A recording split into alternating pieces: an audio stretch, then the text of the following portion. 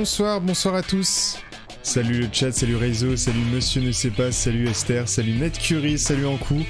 Bonsoir à tous. Défaite de l'Olympique Lyonnais ce soir.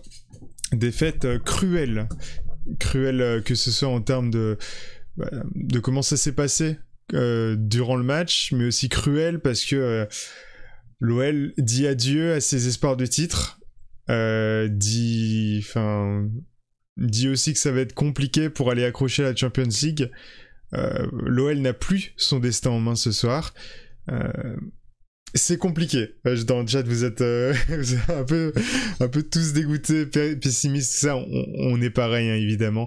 Salut Tekken, salut Ferrandinho, ça va?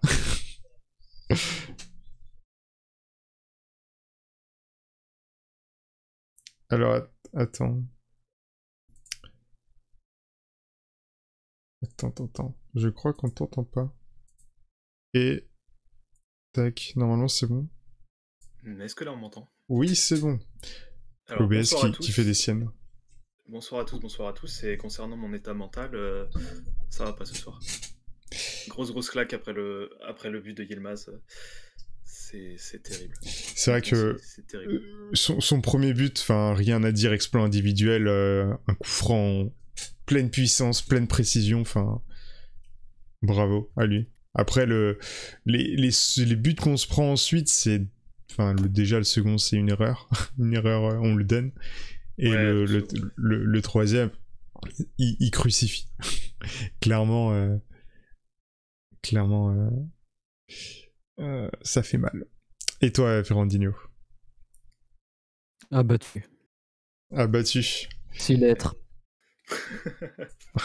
C'est vrai. Je sais même pas quoi dire. Toutes les failles qu'on relève depuis 4 mois sont apparues en même temps. Et honnêtement, on ne peut s'en vouloir qu'à nous-mêmes. On menait 2-0. S'en vouloir qu'à nous-mêmes, on mène 2-0. On se fait récupérer 3-2. Tout est allé comme dans le pire des scénarios imaginables.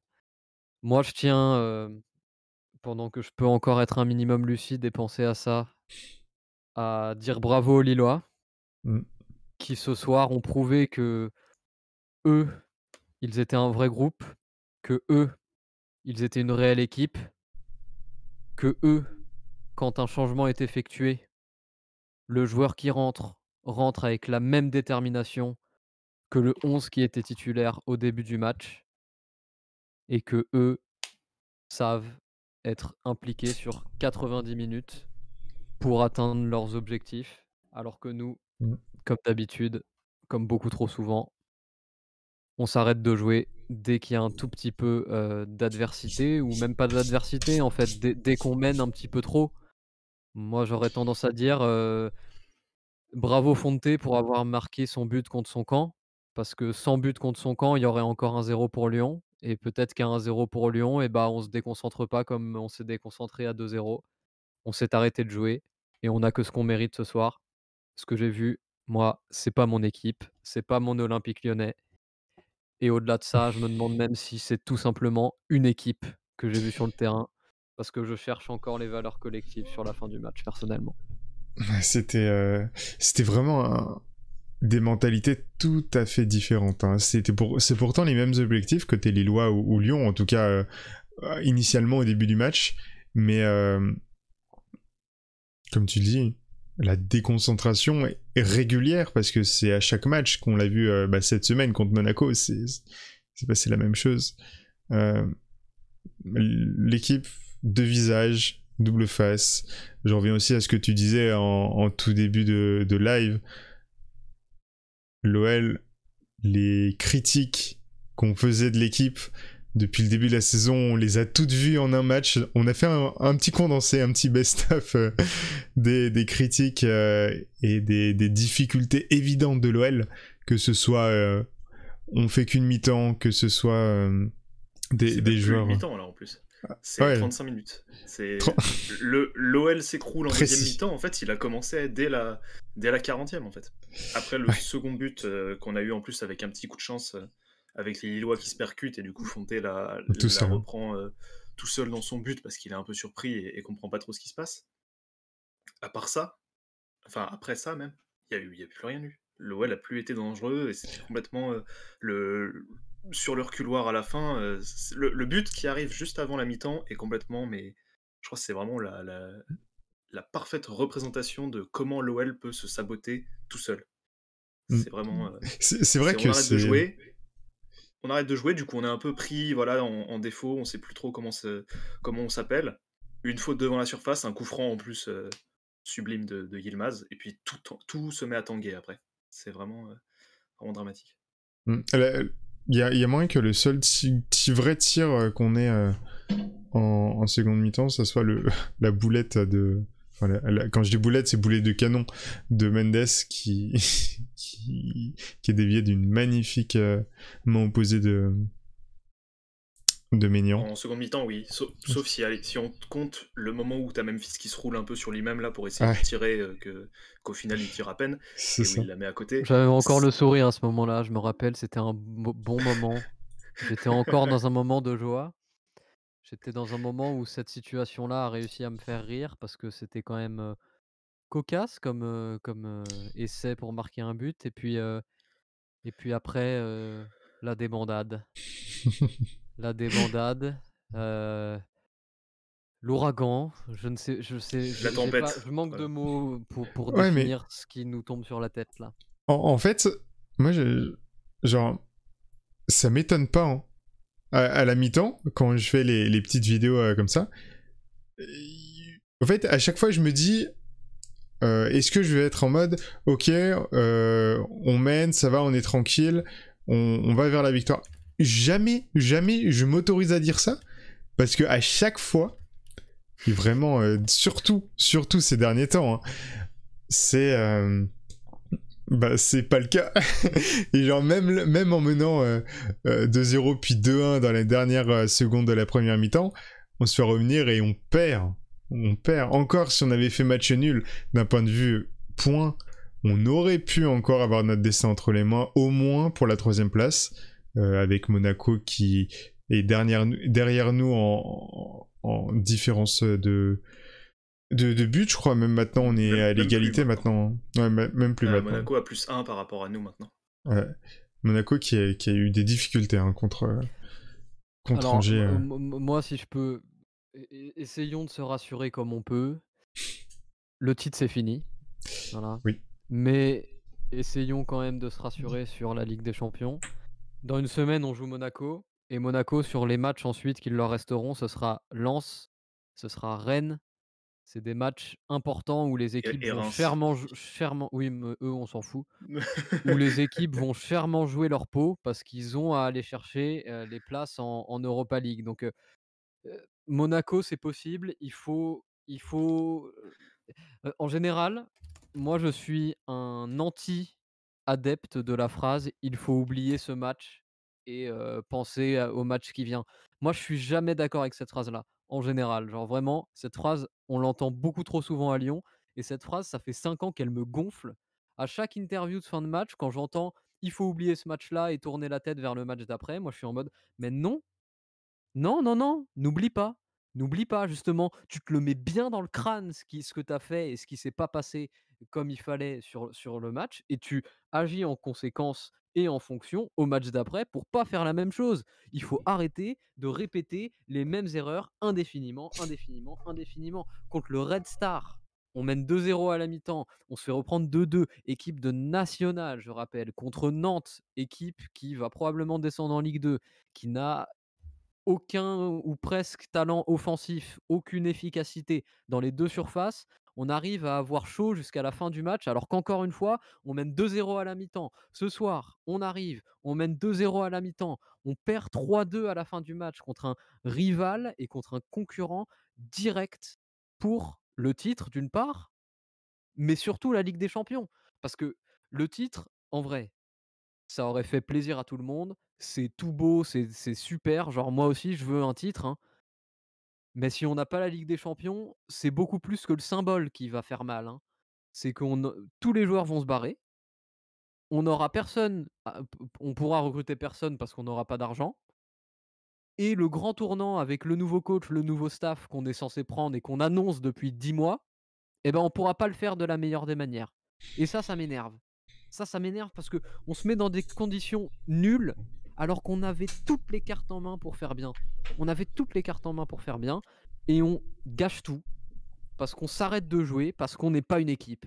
Et ça, franchement, c'est inacceptable. On annonce 10 matchs, 10 finales. Moi, je vois rien. On n'a pas joué une seule finale depuis les 10 matchs, 10 finales. On a joué des matchs comme si on jouait des matchs amicaux. Ça, ce genre de scénario-là, déjà en match amical, ça me gonfle. Mais OK, match amical, bon, déconcentration, il y a rien à jouer, ce que vous voulez. Là, non, là, c'est pas ça. Là, c'est tout l'inverse, c'est tout l'opposé. Il y a quelques saisons, on pouvait reprocher ce qu'on voulait, à Genesio qui devait partir, hein, on va pas refaire ce débat-là, je pense qu'on est tous d'accord sur la question. Mais les derniers matchs, franchement, on voyait vraiment une équipe qui jouait tout un match et qui allait se défoncer pour aller avoir les résultats.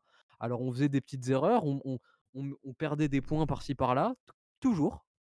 Je me rappelle, match, contre Strasbourg où on perd un point sur un très joli coup franc de Dimitri Liénard, ça c'était voilà, on se l'était pris celui-là, mais il y avait une équipe qui jouait pour la gagne, parce qu'elle savait ce qu'il y avait en jeu. Là, on dirait que personne ne sait ce qu'il y a en jeu. Ni les joueurs, ni Garcia, ni rien du tout.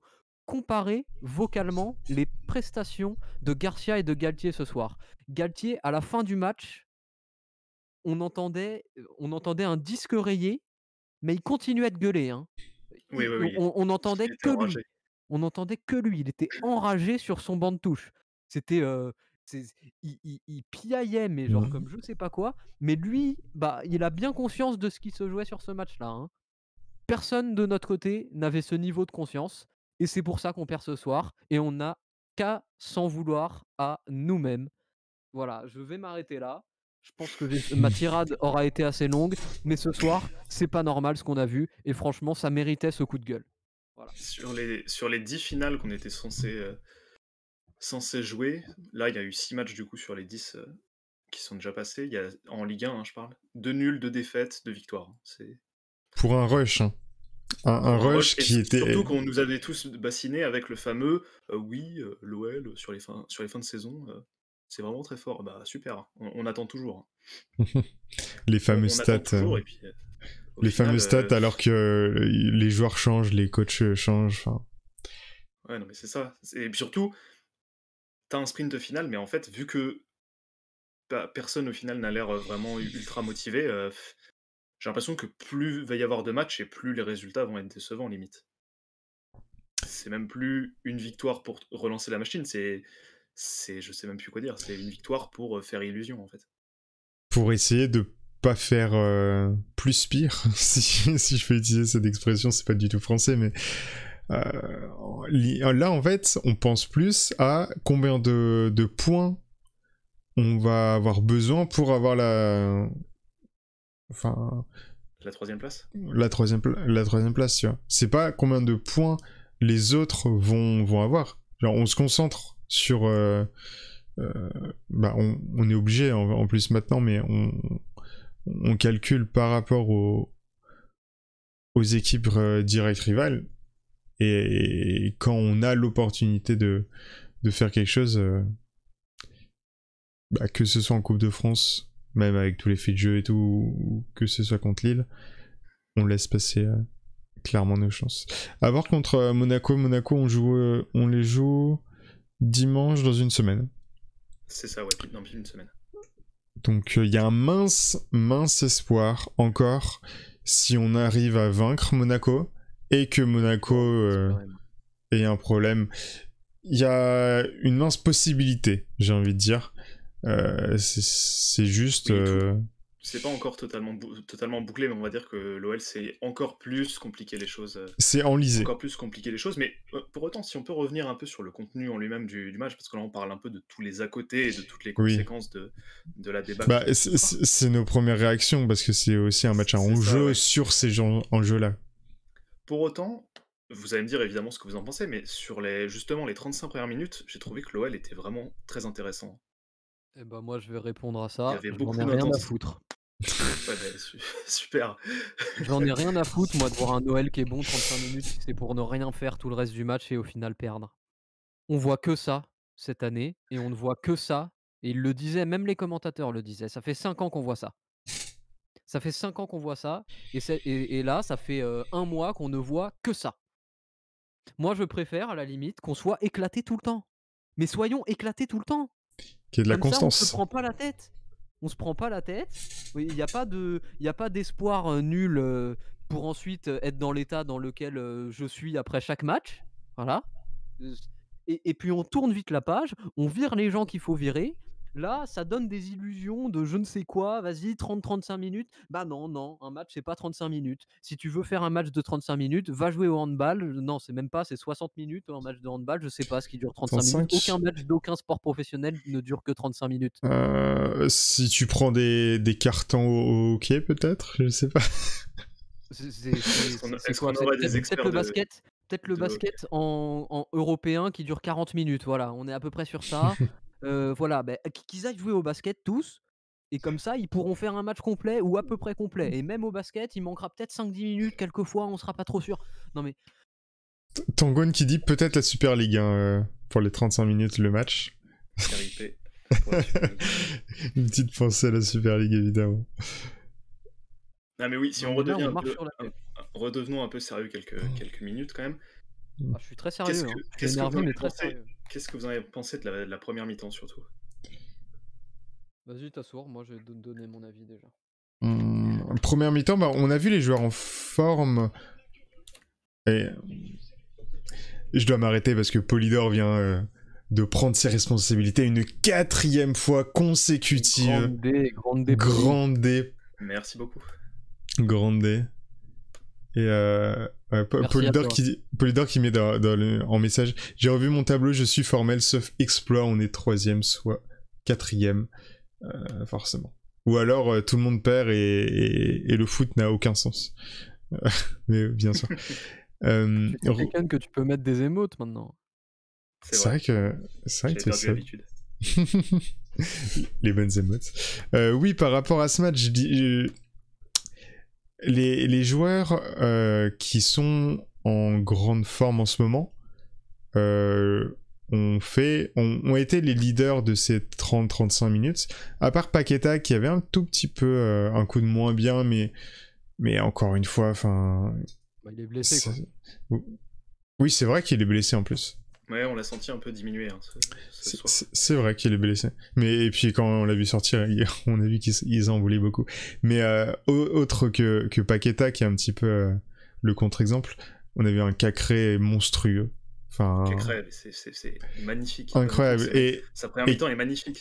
Et pas que sa première mi-temps. Hein. Cacré, c'est tout son match. Hein. Je vous conseille à tous, toutes les personnes présentes dans le chat, je vous conseille d'aller écouter l'interview de fin de match de Maxence. Ouais. Cet homme, on doit construire autour de lui. Il a tout. Il a les pieds, il a le mental, il a l'intelligence sur le terrain et en dehors du terrain aussi, je pense. Son analyse de la situation est excellente en plus à chaud. Très lucide, très précieux. C'est le seul qui ce soir m'a apporté de la joie, du bonheur et voilà, merci à lui d'exister. Merci Max. Et puis les autres feraient bien de prendre exemple sur regarder lui. un petit peu ce qui se passe au milieu du terrain parce que en plus il est au milieu du terrain donc il est facile à voir. Normalement tous les autres pourraient prendre exemple. Mais non, bah écoutez, moi si c'est ça, limite j'ai envie de dire, mais donnons le brassard à Maxence, comme ça lui donne un leadership juste du fait du capitanat qui fait que il peut aller gueuler sur toutes les personnes qui marchent de notre côté sur le terrain. Clairement. À part Cacré, donc je dirais que Slimani, j'ai bien aimé sa performance, en tout cas en première mi-temps dans cette période un petit peu plus forte, mais aussi dans son style, tu vois, même s'il met un but et il en manque Il en manquait un juste avant. J'ai du mal à me remémorer. Ouais, voilà son lob. Merci Bakeffer. C'est ça, c'est un lob où il touche le ballon de la cheville un C'est peu au lieu de dommage. prendre du pied, il la met juste. C'est juste vraiment un petit peu dommage au-dessus. là-dessus. Mais sinon, sa première mi-temps, en termes de pressing, d'activité et d'appel, contre-appel, c'est du Slimani, du Slimani de qualité qui nous a été Memphis, proposé. sur la première mi-temps, il était Bien vraiment sûr. hyper impliqué, omniprésent. Il demandait beaucoup le ballon dans les pieds. C'est même lui, justement, qui lance Slimani là, au moment où il met son lob un petit peu au-dessus. Enfin, les joueurs, en général, sur les 35 premières minutes, j'ai beaucoup aimé parce qu'il y avait beaucoup d'intensité, justement, ça se donnait à fond et tout. Ça, pour le coup, c'était hyper agréable parce qu'on aurait pu se dire, ouais, après le match contre Monaco, voilà, peut-être qu'ils vont tous avoir un contre-coup. Au final, non, ça c'était très bien. Mais alors, après, justement, le premier but de Yilmaz, et du coup, pour toute la suite de la seconde mi-temps, il y avait vraiment deux salles, deux ambiances entre la première mi-temps et la seconde. Et Encore une fois. je vois dans le chat et je suis très d'accord et je suis autant étonné que Dana Rhodes du coup, c'est Deschilio. Mm. Franchement, Défenseur Bien, hein. sans qu'il a à courir parce qu'il est Il est lent, ouais. hors de position, c'est rassurant. c'est très étonnant, le match qu'il a livré ce soir était très étonnant honnêtement. Je ne m'attendais pas à ça. Bon ça ne vient pas changer mon avis sur le fait qu'il a rien à faire à ce poste-là, parce que c'est un latéral droit, pas, n'importe quoi d'autre. Mais, Il a fini latéral droit le match. mais très belle performance ce soir, c'est déjà ça de gagner. Mais après de toute façon, moi je vais vous le dire très clairement, hein. Si tu me demandes là tout de suite qui je dois mettre en flop, j'hésite. Pourquoi? Parce que c'est personne Mm. individuellement qui a failli ce soir. C'est le C'est le groupe, mental, le groupe, en tant bien qu'équipe, sûr. et c'est l'infériorité d'un groupe par rapport à un autre groupe. Ce soir, je vais réappuyer sur ça, mais chaque rentrant côté lillois a amené quelque chose en plus. Chaque rentrant côté lyonnais n'a rien amené de plus par rapport à la seconde mi-temps catastrophique qu'on était en train de faire. Elle est là la différence. Et pourtant, il y a de la qualité, hein, qui est rentrée. Mais côté lillois aussi, et c'est pas Mm. sur la qualité que ça se joue ce soir. C'est pas du Mm. tout sur la qualité, c'est centré sur du groupe en fait, sur la notion de groupe. Et je pense que je vais le répéter 3, 4, 5, peut-être 6, 10 fois ce soir, mais tout s'explique dans cette seule phrase: la notion de groupe. C'est tout ce qu'il y a à relever sur ce match. Il y a pas de prestation catastrophique de notre côté. C'est un groupe qui a failli contre un autre. Et quand on parle de groupe, c'est pas uniquement les joueurs, c'est l'ensemble Bien des, sûr, des bien sûr, acteurs, hein. Staff compris, ouais. bien Staff sûr, bien compris sûr. évidemment. Parce que Les changements, quand je dis que chaque joueur lillois qui est rentré a apporté quelque chose, il est aussi rentré parce que le coach a décidé qu'il rentrait. Et quand je parlais de et la le comparaison staff aussi. Garcia, bien sûr, bien sûr. Quand je parlais de la comparaison Garcia-Galtier, niveau vocal, tout à l'heure, on retrouve aussi ça là-dedans. Un coach qui en a rien à foutre, Garcia, il en a rien à foutre, ça donne ce qu'on a vu ce soir. Un coach qui est, justement qui a, cette volonté de s'inscrire dans son groupe, et ça donne ce qu'on a vu avec Galtier ce soir. Et on peut dire ce qu'on veut, je sais pas quoi, l'année prochaine, moi, je vous ai déjà donné mes shortlists de coach de tout ce que vous voulez, mais ce soir, on inverse les coachs et on fait l'inverse là, on le perd pas ce match, hein. Mm. Les fins de saison, de toute façon, ça joue allez, à 20% à la tactique, et encore. C'est en fait beaucoup le résultat de tout le travail qu'il y a eu en amont, que ce soit tactique ou le travail à l'entraînement, les automatismes, la force mentale, on y revient.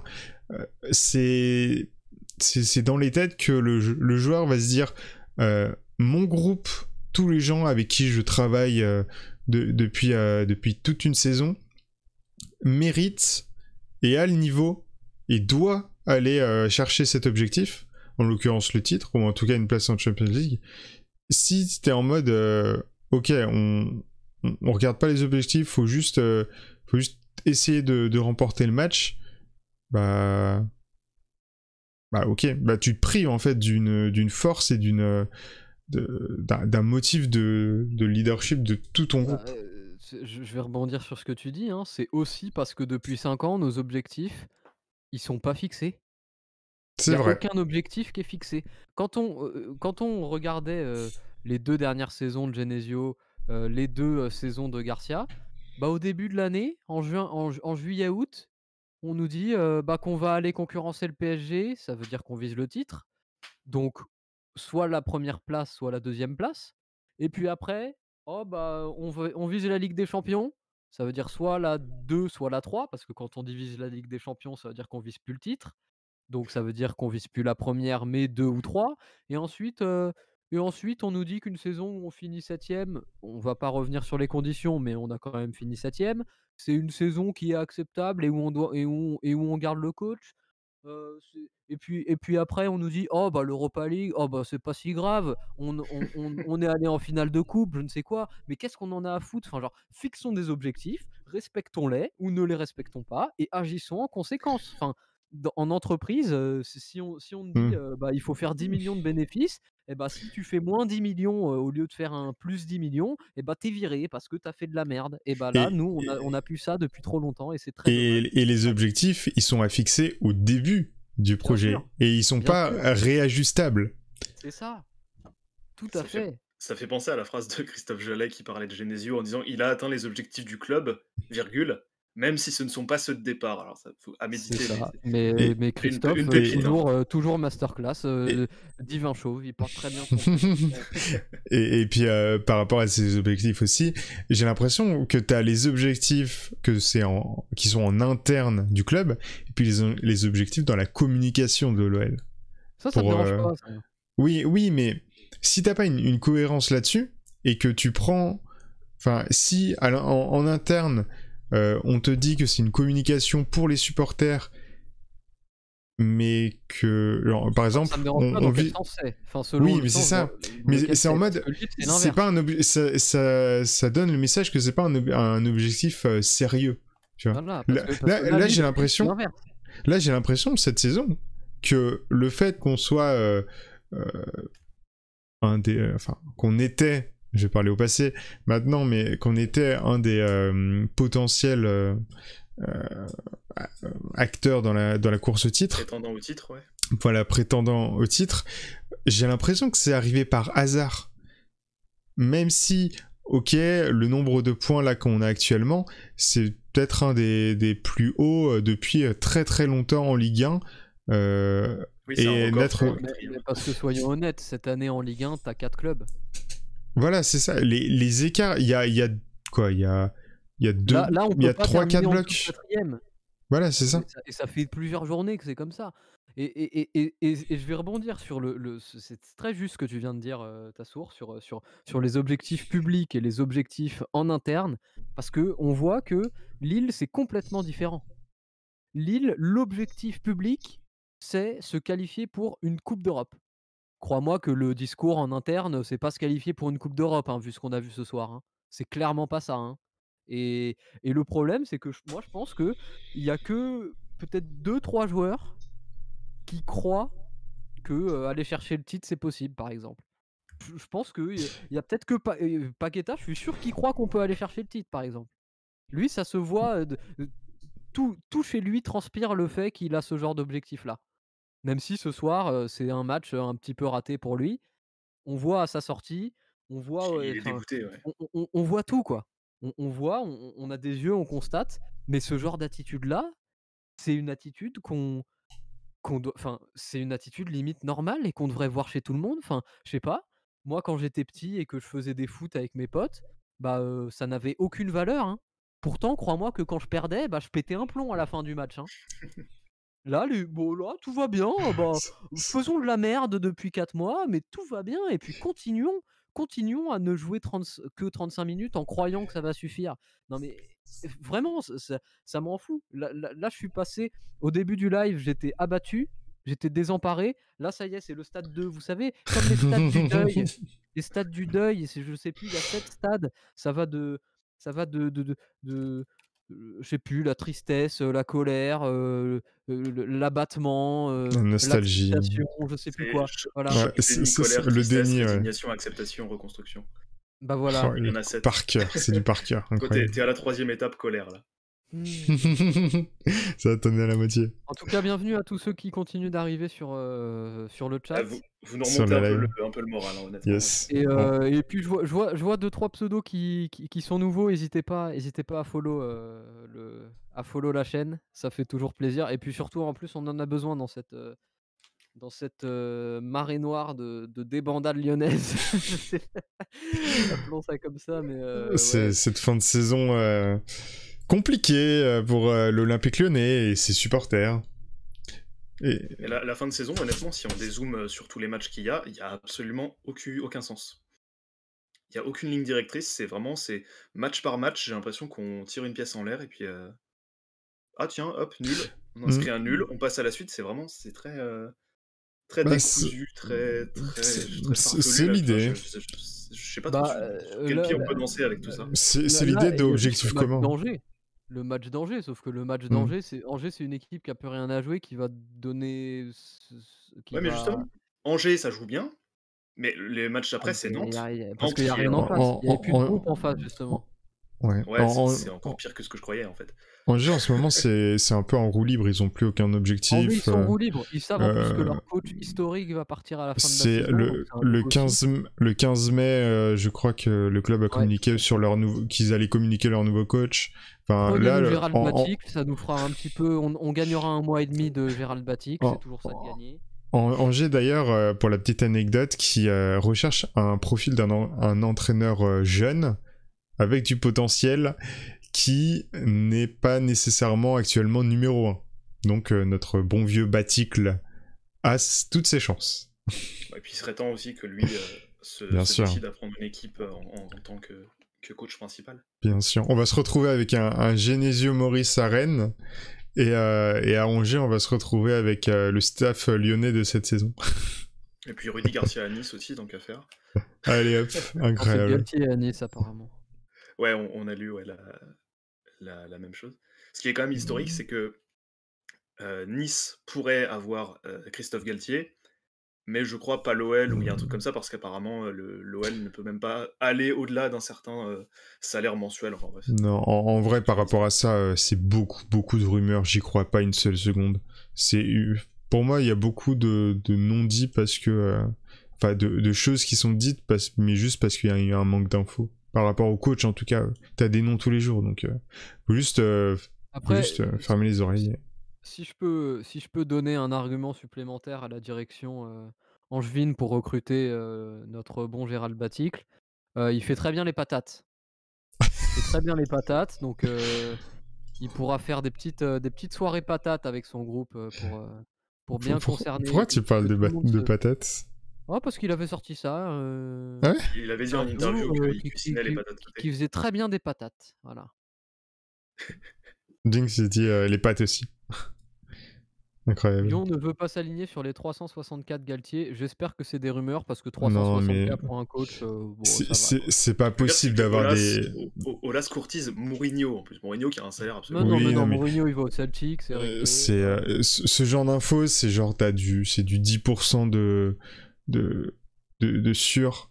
Enfin, avoir des infos sur les négociations à l'intérieur, enfin, et encore une fois, c'est des négociations. On ne veut pas, c'est peut-être sur le moment, peut-être pour le descendre, mais c'est des négociations, donc OSEF en fait. Galtier, il en a rien à faire de où il va entraîner à l'année prochaine.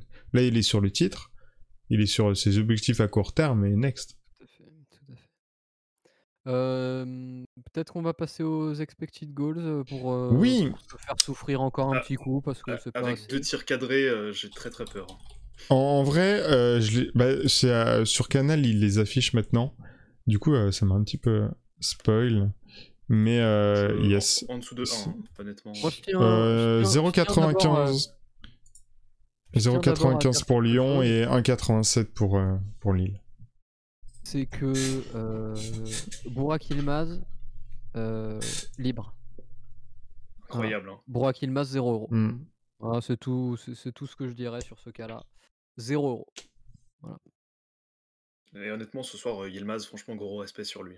Mais Yilmaz Gros toute respect. sa saison? Il- Mais toute sa saison, Ouais, gros toute sa respect sur saison. toute sa saison? il- C'est la ce soir, meilleure recrue de l'été 2021, du championnat de France. Ce soir, il a jamais abdiqué. C'est Et je vraiment pèse mes mots. Et incroyable. je les pèse très, très lourd. Il joue où Devant un avant? Paqueta, par exemple? Paqueta 22 millions, Yilmaz 0 €. Ouais, c'est vrai. Oui, si on prend en compte aussi les prix. Ouais. C'est vrai que Yilmaz, ouais, très bon coup pour Lille, pour le court terme. Il joue en Turquie, Tassour. Il joue en Turquie? Alors, je sais plus quelle équipe exacte. Peut-être Beşiktaş, un truc comme ça. Beşiktaş, il met le scène. Voilà, bah Beşiktaş, c'est Il confirmé. raf. Voilà, 0 €. Hein. C'est de la belle recrue, ça. Toute fraîche. Et c'est digne des plus grands coups sur FM, ça. Et puis surtout pour faire du court terme, faire 1 voire 2 saisons, enfin, c'est très très bien. Quand on sait, je crois qu'il remplaçait Loïc Rémy. Enfin, voilà, tout est dit, quoi.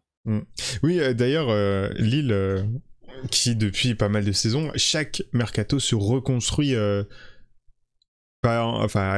moins 60-70%. Et à chaque fois, ils sont performants.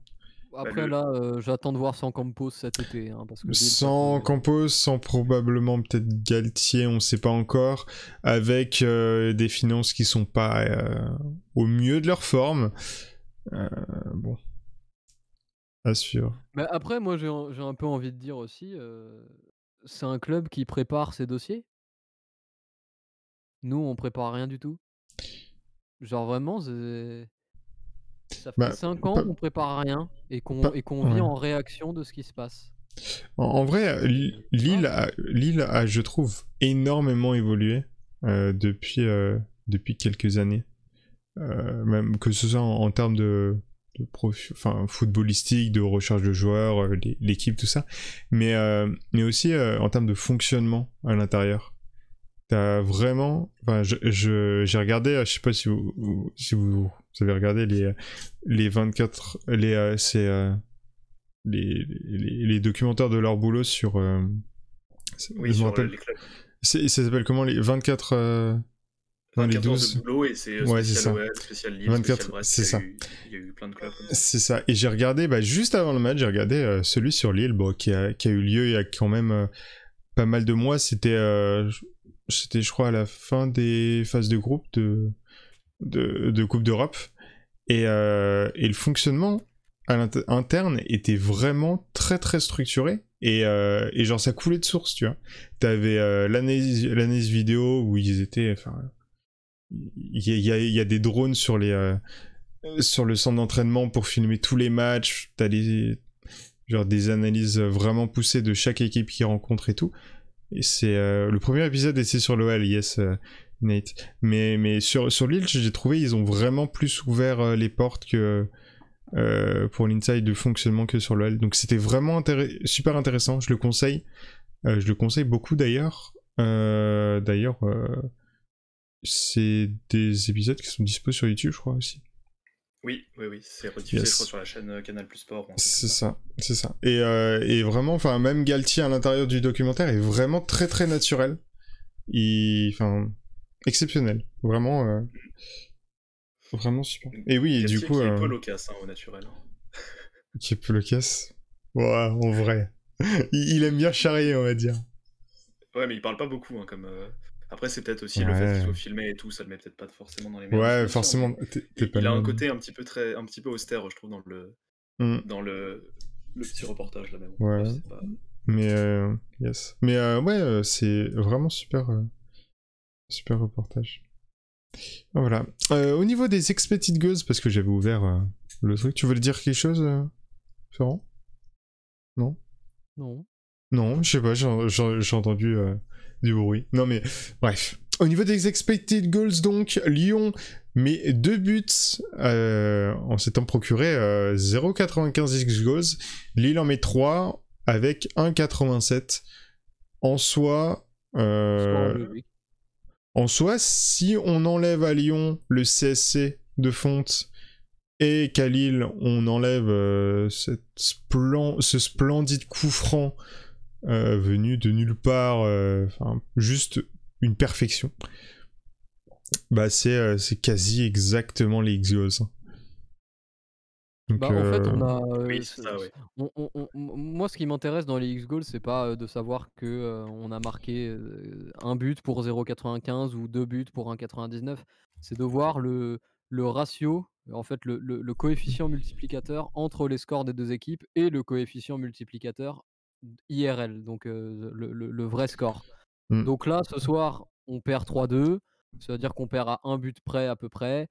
Là, les expected goals nous disent qu'en gros, on doit perdre 2-1. Bon, bah, les Ce- expected goals pour moi sont logiques et correspondent tout à fait à ce qu'on a vu parce que voilà, il suffit de regarder la timing chart là qu'on a sous les yeux. On a, Il y a 2 tirs 3 cadrés, grosses marches, c'est tout. mais enfin voilà, on fait rien d'autre, quoi. Bah, il y a eu pas mal de bons mouvements au milieu, mais après, ça s'est rarement, concrétisé en occasion franche avec justement un tir qui oblige Maignan à s'employer. Le vrai tir qui a obligé, Maignan justement à faire quelque chose, c'est la frappe de Mendes qui arrive au milieu de la seconde mi-temps. Tout le reste, c'est quoi? C'est, hem, la frappe Mmh. surpuissante de Slimani au tout début du match. Là, Maignan peut rien faire. Le CSC, pareil, c'est Maignan qui se percute avec Botman, au final, ça fait but. Enfin, c'est pareil, ça c'est un but un peu gag. À part ça, l'OL tire pas au but. Alors, petite C'est info en dramatique. direct, par, Julien Huette, donc, journaliste, qui nous dit que Rudy Garcia ne se présente pas en conférence de presse ce soir et qu'il est remplacé par Claude Fichot. Ah Voilà. oui, il était exclu des, ça se trouve, il s'est aussi fait exclure des conférences de presse, je sais même pas si c'est possible. Ou alors non, il je se pense. ou alors il laisserait la responsabilité à Fichot, qui a, coaché du coup Intriguant. l'OL sur ce match en tant que coach principal, du coup de prendre la conférence de presse. Ça peut être aussi une possibilité. Intriguant. C'est ouais.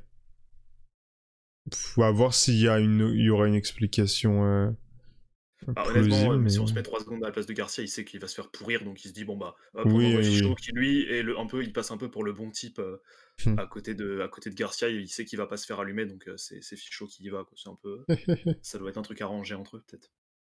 Ouais, oui, bien sûr. La Je vais pas dire classique. le mot qui me vient en tête quand tu viens de dire, ce que tu viens de dire, mais, ça me démange très fort. Ça C'est quel commence mot? par un S. Voilà. D'accord, OK. On va dire qu'il s'en fout. On va partir là-dessus. Sans doute, ouais. Bref, en soi. Bon, j'ai vu deux trois discussions sur les coachs, dans le chat. Oui, alors, bon, il y a deux trois informations qui sont sorties aussi ces derniers jours sur les identités un petit peu des coachs qui seraient, et on va utiliser de l'ultra conditionnel dans, les shortlists, de Juni pour l'année prochaine. Si les shortlists annoncées sont celles qui sont réellement, étudiées, je suis, très content de ce que je vois et moi, franchement Roberto, je l'accueille à bras ouverts, mais à bras vraiment grand, mais genre, grand ouvert, et surtout qu'en plus, là où ça peut être intéressant pour Roberto, c'est que contrairement à d'autres, coachs qui pourraient être dans notre shortlist, je pense par exemple à Lucien Favre ou à Bosch. C'est pas forcément un coach qui, je pense, va exiger de jouer la Ligue des Champions. Alors je vais m'expliquer pourquoi. Parce que Sassuolo n'est pas un club qui Européen. joue la Ligue des Champions et n'est peut-être même pas un club qui va jouer l'Europa League d'ailleurs, on va voir ça. Ils peuvent pas, ils sont trop loin OK, bon bah voilà, c'est pour confirmé. pour cette année. Heu, et le rival principal pour De Zerbi, c'est le Shakhtar Donetsk qui ne sera pas champion d'Ukraine et qui donc ne sera pas en Ligue des Champions l'année prochaine.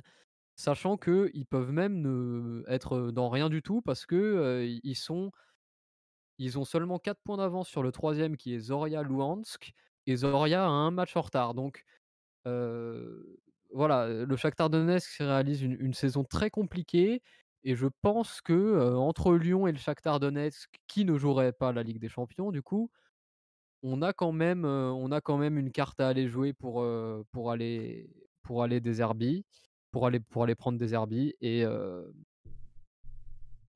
voilà. Le Shakhtar Donetsk, en c'est un club très brésilien hein, de mémoire, en termes d'effectifs. Oui, oui, oui, oui. oui, Bah, oui, oui, oui, toujours. l'effectif est composé à limite à parité d'Ukrainiens et de Brésiliens, en fait. Comme l'équipe de l'Olympique Lyonnais. Et puis même, je dirais même que l'équipe nationale d'Ukraine est composée à parité avec, des Brésiliens et des Ukrainiens. Oui, c'est un peu comme l'équipe du Qatar, c'est des Brésiliens qui viennent, mais qui au bout d'un certain C'est temps ça.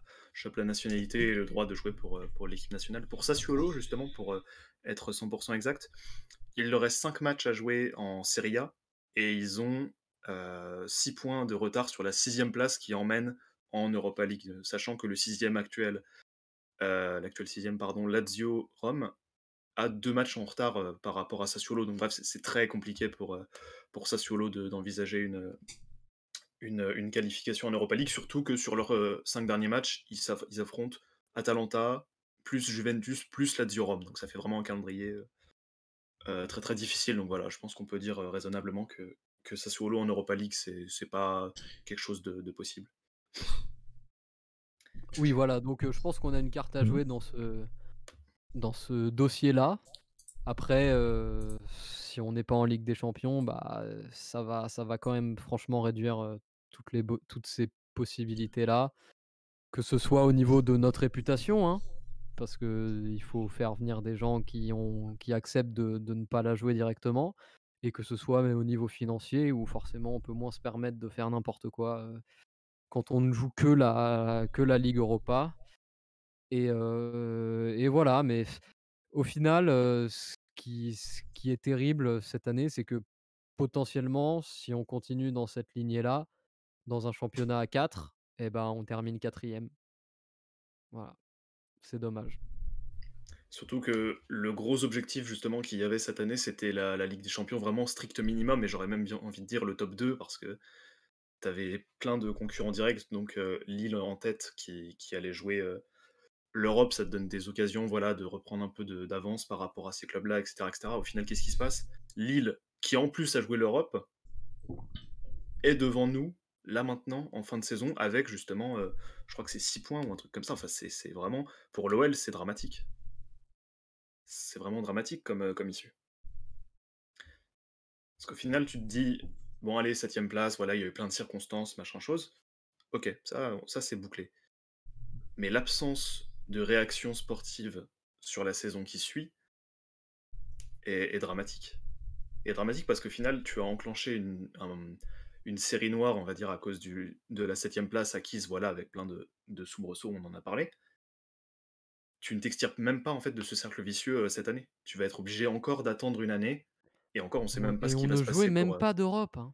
C'est On ça. ne jouait même pas d'Europe. Qu'est-ce Enfin, que ça va être l'année prochaine avec allez, on va parler d'Europa League, avec un peu d'Europa League en plus, des matchs de championnat classique. Enfin, sachant qu'il n'y a pas non plus l'opportunité au mercato de recruter 4, 5, 6 joueurs de pourtant grande qualité. Donc on on va a un avoir un gros effectif. effectif. On a un gros effectif là, En quantité, ouais, il y a un effectif vraiment bien garni, avec surtout les retours de prêt qui vont arriver aussi, dont on a peu parlé en ce moment. Après, évidemment, en termes de qualité, voilà, on en a déjà parlé 100 fois, t'as les latéraux, t'as les ailiers, voilà, il y a beaucoup De de chantier. sujets, on va dire, sur ce mercato.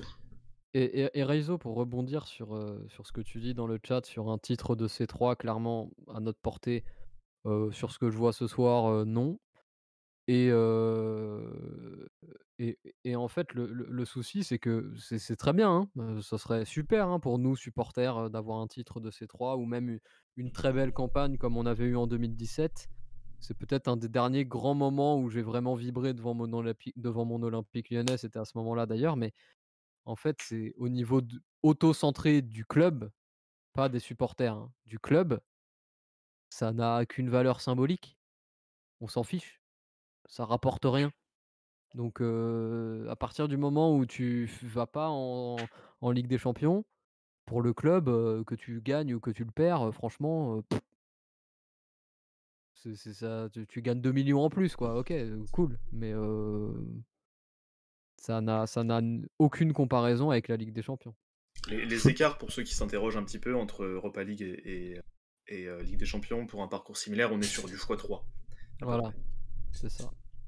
pour vraiment montrer à quel point c'est vraiment hyper différent. Pour vous donner un indice, donc dans un contexte avant Covid, Liverpool qui gagne, du coup en 2019, Liverpool qui gagne la Ligue des Champions prend quelque chose comme 110 ou 120 millions d'euros, alors que Chelsea qui gagne l'Europa League prend 45 ou entre 50 et 60 millions d'euros, quoi.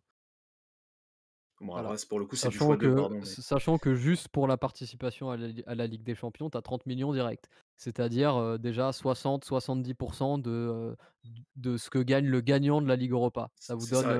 Ça vous donne une idée, quoi. Et ça, c'est juste pour la partie vraiment argent pur. Mais Ah après, il oui, faut aussi c'est prendre pour en la partie compte. récompense de l'UEFA, ça.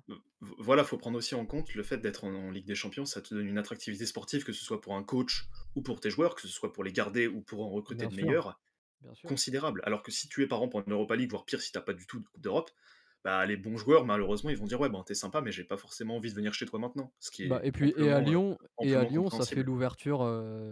l'ouverture du dernier étage et puis un stade, guichet fermé, à chaque match. Pour un C'est club ça. comme Lyon qui possède son stade, c'est aussi non négligeable donc ouais, c'est vraiment on se met dans une situation compliquée tout seul bêtement parce que je pense qu'on n'a juste pas compris on n'a pas bien compris les enjeux et peut-être qu'ils ont pas été peut-être que le coach qui sait qu'il va partir aussi, c'est pas la bonne manière pour réussir à atteindre ces objectifs qui sont cruciaux pour le moyen terme du club. Peut-être qu'il y avait d'autres choses à faire différemment. Je suis assez sûr d'ailleurs que mon peut-être est un certainement et non un peut-être et c'est dommage parce qu'on va encore stagner et on risque de le payer. Ça fait 5 ans qu'on n'avance plus et alors que ça fait 5 ans qu'on est censé, être sur une phase clairement ascendante, hein, avec, des sommes sur le marché des transferts qui ont parfois dépassé les 100 millions d'euros investis. Une première pour l'Olympique Lyonnais et quand je dis première, c'est vraiment première en explosant ce qui était fait avant, hein et bah, le problème, c'est que ça se voit pas du tout, du tout dans les résultats et que l'année dernière, on finit 7e dans les conditions qu'on connaît, mais quand même 7e et que cette année, on est en train d'avoir du mal pour se hisser sur le podium alors que nous, on jouait pas de coupe d'Europe, alors que nos adversaires en jouaient. C'est on se tire, des balles dans le pied tout seul et c'est franchement très dommage parce qu'il y a tellement moyen de bien faire avec ce club comparé à tout ce que peuvent être nos concurrents. On mettra Paris dans une autre dimension parce que le fait est que Paris est dans une autre dimension, mais des matchs contre Paris, il y en a que 2 par an, hein. Donc heu, donc voilà et puis donc mais si Et je- encore on met Paris dans une autre dimension et qu'on regarde comment sont gérés plein d'autres clubs, mais comment est-ce que Lyon aujourd'hui peut ne pas être, le solide rival du PSG sur la scène française? Comment Mais c'est possible? d'autant plus que cette année, on pourrait se dire, voilà, il y a 2 matchs contre Paris, dans le scénario le plus pessimiste, on perd les 2. Cette année, on gagne un match contre Paris, en Mais on plus. gagne toujours un match contre Paris en C'est plus. On c'est en il gagne y a toujours un. vraiment il y a aucune excuse. Quand Aulas se pavane en conférence de presse pour dire: Oui, Monaco, voilà, avec la fiscalité, Paris avec le Qatar, tout ça et puissance financière, machin chose», on brasse du vent, en fait, on s'invente des excuses. Aulas, dans sa tête, c'est: «On aborde la saison, on a 2 matchs contre Paris, les 2 sont perdus, point et il faut passer à autre chose». Même pas, il essaie même pas, en fait. Olas, en fait, dans sa communication, c'est juste défendre le club. Il va pas te chercher une communication logique, franche. Enfin, il va juste essayer de défendre l'institution pour que tu aies le minimum de détracteurs et vu que l'OL est en bourse, il est obligé en fait de communiquer comme ça. C'est un petit Mais peu moi je le m'en fiche, c'est même pas côté j'ai moi. même pas envie de parler de communication là, Mm. j'ai juste envie de parler Du du réel, fait en que fait. du réel, voilà, c'est ça que ce qu'on a vu ce La soir sur le terrain, franchise. c'est pas normal. Enfin mener 2-0, finir par perdre 3-2, parce qu'en face il y a des tripes et que nous il y a plus rien, bah, voilà, c'est de ça que j'ai envie de parler Et, parce que c'est ça qui est inacceptable. et par rapport à ça, bah, d'un point de vue plus observateur, vu que forcément je suis pas supporter lillois, mais les images des joueurs lillois à la fin du match c'est ce que tu vois Ils dans sont des tous best-of. sur Oh, Yilmaz. mais c'est ça, c'est dans des best-of quand le club remporte le championnat. Enfin, c'est des belles histoires qui se créent, quoi. Donc, En plus, ce qui est dramatique, c'est que les buts lillois, on n'en a pas parlé, mais les 2 derniers viennent d'erreurs lyonnaises, hein. Enfin, d'erreurs. Le deuxième but lillois, c'est 100% une erreur. C'est Paqueta qui fait une passe un peu trop appuyée pour Marcelo qui ne peut pas la rattraper. Et le troisième but, enfin, l'espèce de duel aérien bizarre avec Ben Lamri et Yazice, qu'est-ce que c'est mal joué. Qu'est-ce que c'est mal joué. Le ballon est effleuré du crâne par Yazice, ça passe dans le dos de tout le monde. Qui c'est qui est dessus? Comme par hasard, c'est Yilmaz, comme un symbole. Du ouais, début à la mais fin, il aurait été là, lui. c'est une envie supplémentaire qui fait que les Lillois vont provoquer les erreurs lyonnaises. C'est ça, ouais. T'as envie plus intuition, tu vois, que ce soit Yilmaz qui se pointe devant Lopez pour récupérer le ballon au bon moment, et que ce soit lui qui tire pour marquer, et que ce soit pas un Lyonnais justement qui récupère avant, c'est comme un Et symbole. Il y a une intuition supplémentaire des Lillois qui sentent les coups avant justement sur cette fin match, avant les Lyonnais, et ça passe pas. Ça passe pas pour Lyon. L'énergie pour la célébration après son coup franc, enfin... Non, c'est pas D'ailleurs, après son coup franc, c'est après son doublé.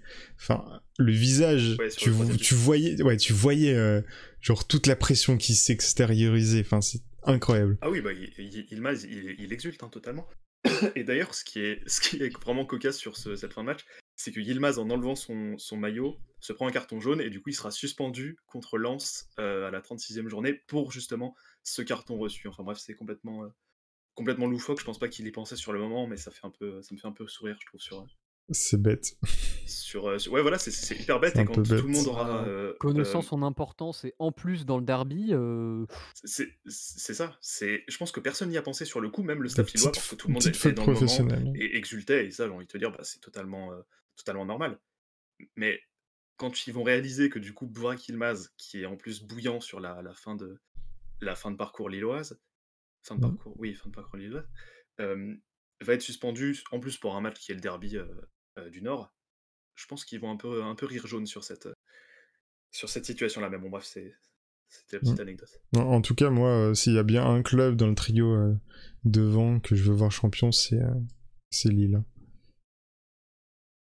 D'un point de vue perso.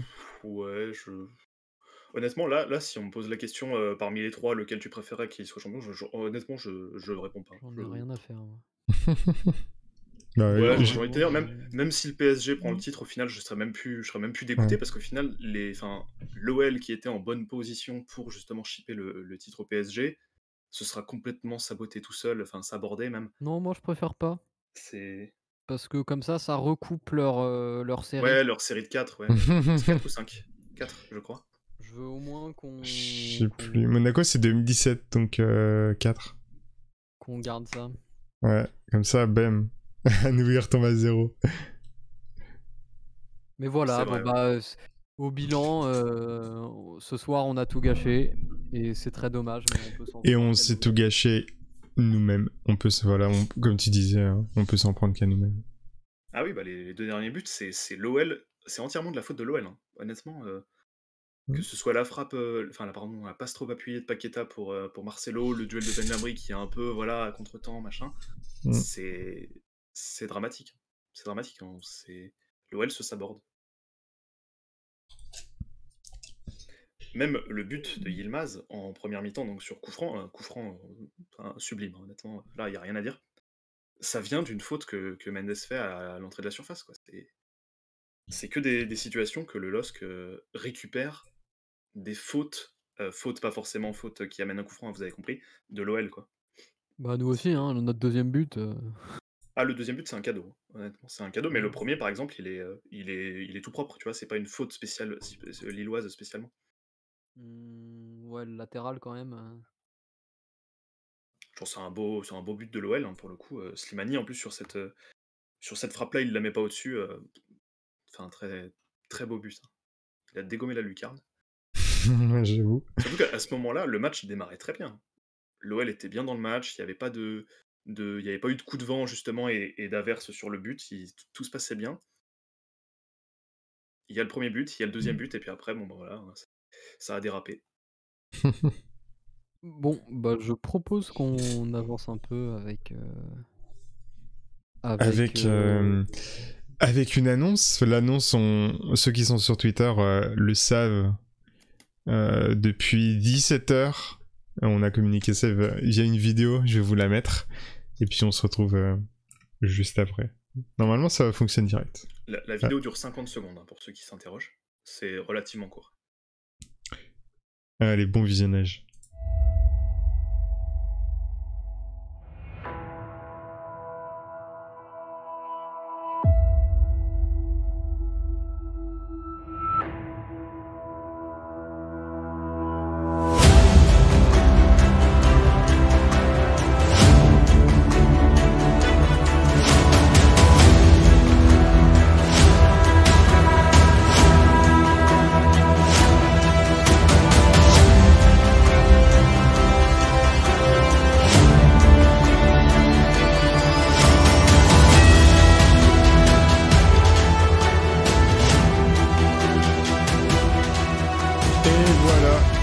Annonce qu'on a pu faire pendant cet après-midi. 2 nouvelles personnes qui nous rejoignent après plus d'une saison d'activité pour football quasiment, hein, à quelques semaines près. On a Slay the Rogue et Melsen qui nous rejoignent. Voilà, félicitations à eux, ils sont dans le chat, je sais pas, ils l'ont été au début du live, c'est sûr, mais je crois plus maintenant, enfin voilà, 2 nouveaux arrivants, quelque chose à dire, messieurs? Bah, bienvenue. Ouais, voilà, bienvenue, hein. Bienvenue, et puis hâte de commencer tout ce qui est au programme. Exactement. Voilà. Sans en dire plus, évidemment. Oui. Parce qu'ils arrivent pas en chômeur, hein. Ils vont avoir du boulot, hein. Ils ont déjà du boulot. Ils feront quoi du coup, Bastien, tu demandes? Alors, Melt, il aura la grande partie de sa tâche, ça va être en termes de communication, avec gestion des réseaux sociaux, voilà, le point central, et aussi en termes de... On va pas plus spoiler les futurs projets, mais... Plus d'autres choses. Voilà, plus d'autres choses. Et du côté de Sly, il arrive pas du tout en termes de consultant ou d'apport en termes d'information ou d'analyse de débrief. Vous le verrez pas en live en tout cas. Il est plus là en termes de, comme vous l'avez vu à la fin de la vidéo, développement tech. Voilà, c'est développement en termes développeur. Pareil, c'est lié avec des projets, on peut pas vous en dire plus, mais ça va arriver bientôt. Exactement. Voilà. C'était la bonne nouvelle de la journée. C'était la bonne nouvelle qui aurait pu... Il en faut. Ah, il en faut de temps en temps. C'est ça avec une victoire, mais bon. C'était l'éclaircie avant la tempête, hein, si je puis dire. C'est ça. Clairement. Et puis pendant qu'on y est, petit rappel du coup, juste en bas du stream, vous pouvez retrouver nos différents réseaux sociaux, que ce soit Twitter, YouTube, Twitch ou Instagram. Il y a un peu partout plein de contenus sur l'OL qu'on peut faire. Puis si vous voulez vous abonner sur YouTube, liker des vidéos ou commenter, n'hésitez surtout pas, évidemment. C'est bon pour le référencement et puis ça nous fait toujours plaisir, ça nous encourage, évidemment. En termes de contenu par rapport à ce match, demain 21h sur Twitter, vous avez le débrief. Le débrief avec analyse de tous les joueurs titulaires, analyse aussi de l'arbitre, de sa prestation, qui a été un petit peu moins pitoyable. Controversé. C'est un petit peu plus doux que le dernier match de l'OL. Enfin voilà, demain 21h sur le Twitter et sur l'Instagram aussi. Sinon, mardi à 17h, vous avez le best-of de ce stream qui sera diffusé sur YouTube. Et demain à midi, vous aurez ce stream en débrief, l'intégralité, directement disponible sur YouTube. En rediff du coup. En rediffusion, évidemment. En termes de réseaux sociaux, on peut parler aussi du Discord. Ici, il y a tous les liens juste en dessous du stream. Discord pas mal actif, on parle de l'OL, de ses adversaires, mais pas que, on parle aussi plein On parle d'autres aussi Ligue des choses. Champions, hein, pour faire le lien avec ce qui va se passer dans la semaine. Là. Exactement. On regarde les matchs ensemble, même pour l'Europa League, c'est très Exactement. On fait même des jeux vidéo ensemble. Enfin, voilà, c'est super animé, une communauté vraiment, vraiment bien soudée. C'est assez cool. Et puis il y a un lien juste en dessous aussi pour la boutique où on a des t-shirts football, des sweats, pas encore des maillots en mode foot. Ce serait cool, un peu comme dans le petit trailer. En vrai, ce serait vraiment stylé. Tu sais, des maillots foot avec juste le logo football. Ça pourrait être cool, ouais, en effet. Ça pourrait être cool. Voilà. Et puis, si vous voulez améliorer votre anglais sur Twitter, vous pouvez retrouver Football English, qui produit des podcasts à chaque match, entre deux matchs à peu près. Ils les sortent. D'ailleurs, il y en a eu un aujourd'hui, je crois. Où en gros, c'est pendant une heure, c'est 3 supporters de l'OL qui sont anglophones. T'as 2 anglais et un américain et qui parlent de l'OL parce qu'ils sont supporters de l'OL et ça vous permet de pratiquer cette langue-là. Voilà, c'est la compréhension orale sponsorisée par Football, évidemment. C'est ça, on vous l'offre, c'est cadeau, c'est pour vous, c'est pour passer le TOEIC, évidemment. Et puis voilà. Et puis voilà, et puis je vais pouvoir démarrer le Photoshop pour noter les quelques joueurs qui se sont démarqués ce soir. Alors, la V combien? La V 44 du débrief. Une saison à 44 matchs, ça veut dire? C'est pas mal. Il y a les matchs amicaux. Ouais, il y a les matchs amicaux du début, mais il y en avait genre pas énormément. Mais entre le Final 8 de début de saison... Ouais, non, il n'y a même pas eu les Coupes d'Europe. Je sais pas où est-ce qu'on est allé les chercher, ces 44 matchs, mais ils y sont bien. Hein. Bah, Coupe de France, championnat et Final 8. Ouais, c'est ça. Hein. C'est ça. Ça va vite, en soi. Tac, j'ai pas appuyé sur le bon bouton.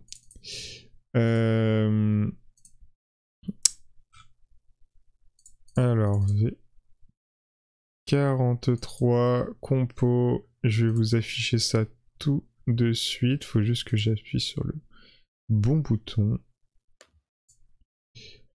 Et voilà, on va pouvoir y aller. On commence par quel joueur, messieurs? On a parlé un petit peu de Cacré dans nos tops. J'imagine qu'il est partagé par... c'est l'incontournable, je pense, sur ce match. Clairement. Il y a JMA qui a tweeté apparemment, donc je vais aller voir. Ouh, toujours intéressant. Alors, il a tweeté sur Maxence Cacré, qui sur l'interview de fin de match dont je parlais tout à l'heure, Maxence Cacré qui dit « On n'a pas le droit de se faire rattraper comme ça », il a tout à fait raison. Et Olas, du coup, qui tweet « Quelle maturité, Maxence, après un match exceptionnel, une grande lucidité, et il faut continuer d'y croire car l'équipe a dominé sur la première mi-temps. Entre parenthèses seulement, ASM et LOSC. Bravo l'équipe d'avoir dominé sur la première mi-temps contre l'ASM et le LOSC. C'est bravo. Je vais sortir mes meilleures gommettes pour en offrir une à chaque joueur. » Les bons points. Les petites sucreries d'après-match. Des images ou des gommettes. Et comme ça, vous pourrez les afficher dans votre chambre. Et vous serez très content. Voilà, bravo. Incroyable. Tac, et hop là, vous voyez maintenant le Photoshop, c'est magnifique. Il faut juste que je modifie un petit peu. C'est un peu de la méthode Coué que nous fait Jean-Michel Aulas. Hein. Ah bah c'est ça. On exclut tout le négatif, on se concentre sur le mini chouïa de positif dans le match qui est justement Cacré. Et tout va bien. Pour lui, c'est bon. Il a fait sa petite intervention et il peut aller se coucher tranquillement maintenant. C'est la com qu'il a l'habitude de faire. Hein. Malheureusement. On parlait tout à l'heure, c'est bien tout ça, c'est de la com, machin. Sauf qu'il y a un moment, le réel te rattrape. Oui. Il y a un moment, en fait, cette com-là, ça devient les objectifs que tu fixes. Et tes joueurs, ils écoutent. Ils sont sur les réseaux sociaux, ils voient tout ce qui se passe. On Forcément. n'a pas parlé de la compo en plus, d'ailleurs, on aurait peut-être dû démarrer par ça, même si bon, on était un peu énervé évidemment au début du live, mais la compo On a qui des choses à était dire. comme contre Monaco, qui est un peu, enfin ouais, inédite. On avait vu notamment De Chilio dans l'axe, dans une défense à 4. Moi déjà, je suis content que Garcia nous ait pas mis une défense à 3 reconduite, parce que Alors, justement, par Lille ne rapport à jouait pas ça, avec 3 joueurs derrière. Mais... Denayer avait l'air blessé. Ouais, il y a un problème à la voûte plantaire pour Denayer. Ok, j'avais pas l'info précisément, mais c'est pour ça qu'il a pas joué ce soir. c'est ça. Et vu que Diomandé était suspendu, en effet, on se retrouvait avec on se retrouvait avec De Chilio ou Bar. Et il a mis les deux. Tant mieux. Bah, de toute parce façon, que Bar, si on voyait ni l'un ni l'autre, ça aurait été vraiment farfelu, je pense. Oui, farfelu. Bon, ça aurait pu arriver. S'était blessé en sélection. Oui, j'ai pas fait l'attaque. Ah oui, ça me semblait bizarre. J'ai pas fait l'attaque. J'étais content de revoir Bar titularisé justement après son bon match contre Monaco. C'était un peu la digne récompense de son apport sur le terrain. En plus, ce soir, honnêtement, il a pas déçu. Hein. On en reparlera sans doute un peu plus tard. Il a mis un tout petit peu de temps avant d'entrer dans son match, mais dès qu'il, mais après, ça a été assez fort. Dubois aussi, qui était à nouveau sur le terrain, que j'ai bien aimé encore une fois. Aussi surprenant que ça puisse paraître. Bah, jusqu'au moment où il était cramé, oui. Ouais, à un moment, là, c'était cramé de chez cramé. 40 secondes, il était derrière la ligne de Lille. Tu le revoyais plus. Ah mais non, mais moi je vous ai dit, hein, c'est ce que je disais la dernière fois, hein, lui, il ne peut pas répéter l'effort du attaque-défense, il peut pas faire ça. Ah oui, non, c'est l'asthmatique de Ségré en Anjou, hein. On en parle souvent, c'est... Attends, par contre, Tewenip, je sais pas trop comment ça se prononce, mais on va dire ça comme ça. Là, c'est pas les notes de ce match-là qu'on a mises, hein. Oui, t'inquiète, je vais les enlever. Hein. Ah oui, petit disclaimer, oui, c'est les notes contre Monaco et qui vont être actualisées là. T'inquiète. En ce moment même. Après, je ne doute pas que Cacré restera en vert sur ce match, par contre. T'inquiète pas. De toute façon, Cacré, à chaque fois qu'il est titulaire, c'est un match référence. Donc, Oui, en vrai, là, je viens de lui envoyer sa collègue voleur vers du top. Cacré et bon match, c'est pléonasme maintenant. C'est depuis le temps qu'on en parle. C'est la même chose. Bah, en fait, c'est là où je me dis, mais quel gâchis de en plus, genre de pas l'avoir vu pendant toute la saison à l'OL. Il a vraiment pas joué, quoi, pendant toute la saison. Et il était là au début, en Champions League, dans le titulaire. Puis il a disparu, on sait pas pourquoi. Et là, il réapparaît... entre-temps, t'as eu l'arrivée de Paqueta et un peu Mendes qui s'est remis à être bon vers le mois de novembre-décembre, même en janvier, tu vois. Ouais. Et ça a un peu contribué, voilà, malheureusement à éclipser Cacré un petit peu. Tac. Je crois que côté titulaire, c'est bon.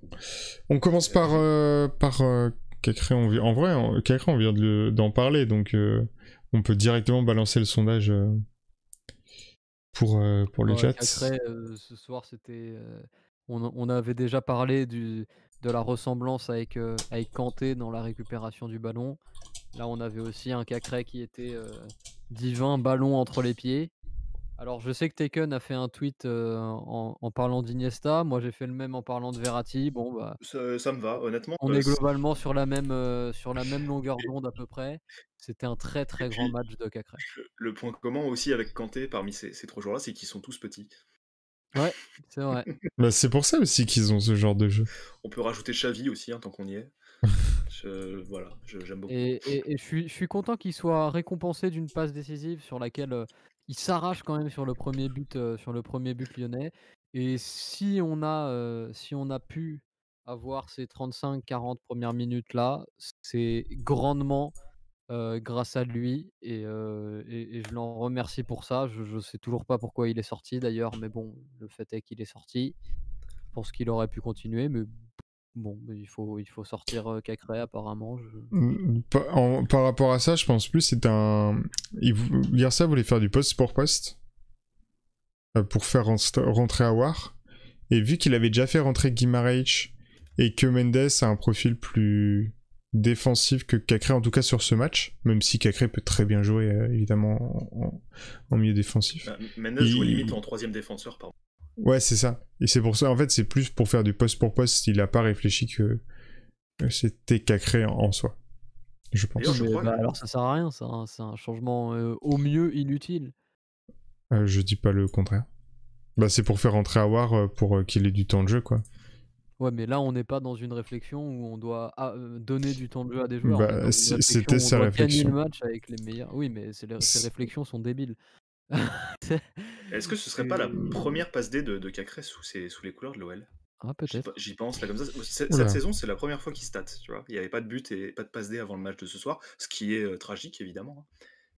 Et il me semble qu'il a mis un but l'année dernière, mais sinon, je crois que c'est la première passe D depuis un très très long moment en tout cas. Je suis en train de regarder en même temps que je vous en parle, mais ouais, il y a vraiment très peu de stats. C'est pour ça aussi, quand tu parles, Fernandinho, de Verratti, c'est vrai qu'on peut le relier à Cacré sur ce point-là, c'est-à-dire que c'est des joueurs qui sont omniprésents dans le jeu, hein.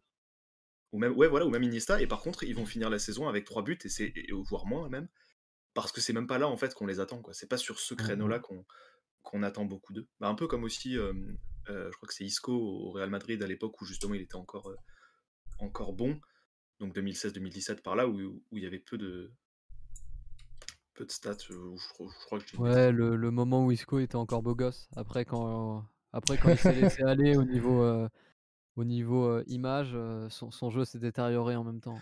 Alors j'ai dit une grosse bêtise évidemment, 2016-2017, Isco marque 11 buts, pardonnez-moi. Je crois que c'est la saison suivante, peu importe, j'aurais pas dû parler d'Isco. Et je viens de lancer le sondage du coup pour la note de Cacré. Vous avez le sondage juste au-dessus du chat.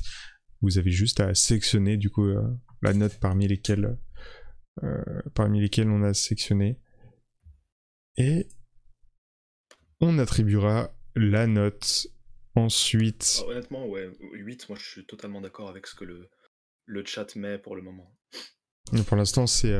J'hésitais à mettre 8 en bordure comme ça. Bastien qui nous dit il n'y a pas 10 là, t'as sourd quand même. Quand même, oh. 10. La meilleure note qu'on ait pu mettre overall à un joueur, c'était un 9,5. 9. C'était pour Memphis quand on avait fait. Il avait mis un triplé. Aller contre Strasbourg, je crois, il me semble, il y avait eu un triplé de passe décisive ou quelque chose comme ça qui était vraiment spécial. Ouais, c'est la masterclass en tout cas qui mérite le 9. Mais ouais, ce soir, Cacré, très bien. Très bien, même à certains moments au milieu, il faisait un peu ces espèces de feintes de corps pour justement s'ouvrir l'espace et permettre une passe vers l'avant beaucoup plus facile, justement, parce que les joueurs lillois s'étaient un peu éparpillés via cette feinte. C'est magnifique. Est-ce qu'il y a un autre top dans cette équipe? J'en vois pas en fait. Non, les autres méritent pas. J'ai l'impression, tu vois, de tout le temps faire les mêmes notes, les mêmes réflexions sur les joueurs en ce moment. Parce qu'on voit toujours la même chose. Je pense que c'est tout à fait logique, justement, on est cohérent. Enfin, ta remarque est particulièrement cohérente avec ce qu'on voit, je trouve. Bah, ce soir, il y a quelques points positifs. Voilà, je pense à Deschilio, par exemple, qui plaçait à un poste complètement incongru, sort un bon match, tu vois, c'était bien. Barre, pareil, qui a été bien. Dubois aussi, j'ai aimé. Marcelo, pareil, mais c'est pas de là à les mettre comme top, c'est pas possible.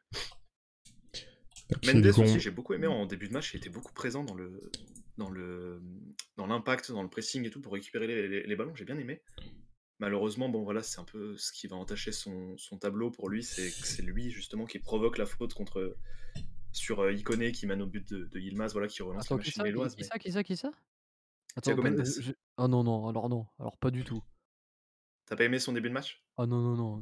Son match est moyen. Il nous a défoncé 2 actions de contre où il ouvre pas les yeux et où il prend 40 ans à donner la balle. Ah non.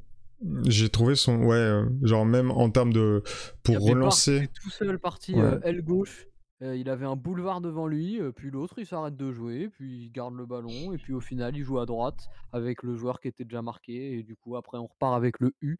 Oh non, non, non, non, non. Non, non, non. C'était pour moi, c'est limite plus dans les flops que dans les que dans les tops, Mendes, hein. Je suis un peu de cet avis aussi. Ah non, il m'a saoulé, c'est bon. Genre là, vraiment, ça en première mi-temps, il m'a saoulé.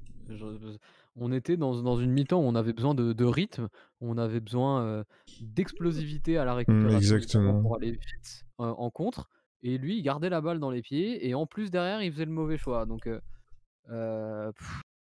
enfin, je sais pas, si tu gardes la balle dans les pieds, au moins fais le bon choix parce que tu as pris plus de temps pour faire le meilleur choix possible. Bah non, là, il prenait trop de temps et 2 en plus, il la mettait pas là où il fallait donc Et même en termes de ça placement, ouais. en termes de placement pour ressortir la balle, j'ai le souvenir d'une action où tu as eu un Lopez qui a voulu jouer un petit, sur Dubois, relance courte, et Mendes était placé sur la même ligne que tous les défenseurs centraux, alors qu'Olivinho offre sa responsabilité à TW Nip. Mais non, Incroyable. Olivinho, mais ouais. Incroyable. Le mécène, hein. Olivinho, C'est- mécène de football, hein. Incroyable. Genre. Mais Olivinho c'est- et Ankou, les deux là, Ah, ouais. Il se trop tire fort. la bourre, hein. Il se tire la bourre sur les subs. Le boss. Vraiment Merci le boss. beaucoup, Merci Merci, beaucoup. merci. Merci beaucoup de ton soutien, Olive. Et oui, je disais pour Mendes, donc t'avais Mendes qui était sur la même ligne que tous les défenseurs de l'OL. Et du coup, pour la relance, il proposait rien.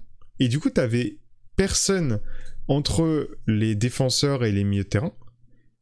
Et Dubois, il peut rien faire. Il a pas de proposition. Et c'était pas un problème de... il a pas le temps pour aller se poser... je parle de Mendes, pour aller se placer entre les deux défenseurs, ou alors il le voit pas. Non, il avait juste 5 pas à faire sur le côté. C'est juste un problème de position. Et c'est ça souvent, quand il reçoit le ballon, il a un peu le réflexe à la Dubois. Alors il a un petit peu moins ces derniers matchs, mais ce réflexe de faire une remise directe, mais des remises vers l'arrière parce qu'il est dos au jeu. Ce qui fait qu'on perd énormément de temps à la relance, pendant les contres, et ça finit en quoi ? Ça finit en un attaquant de Lille, notamment aujourd'hui, fait un pressing sur Dubois par exemple. Dubois fait une passe à Mendes qui fait une 2 et qui la remet à Dubois, sauf que l'attaquant derrière, il continue son pressing, et du coup Dubois il a plus aucun espace et il est obligé de balancer, de dégager la balle, et on la perd comme ça. Et c'est arrivé plein de fois, ce match aussi et les précédents aussi. Pour autant, tu parles de placement, mais je sais pas si vous vous souvenez, on râlait un peu sur le fait que Mendes, quand on jouait justement avec une défense à 4, restait trop souvent au milieu du rond central et du coup se déresponsabilisait pour la relance.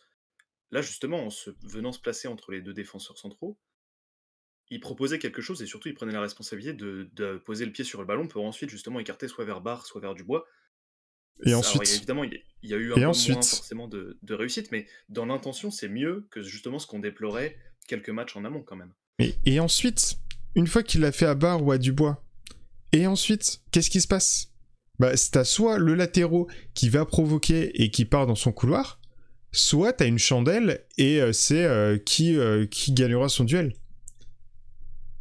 Le but d'un milieu défensif, d'un milieu sentinelle, récupérateur, enfin point de basse, c'est d'être le liant entre la défense et le milieu, pour ensuite partir attaquer.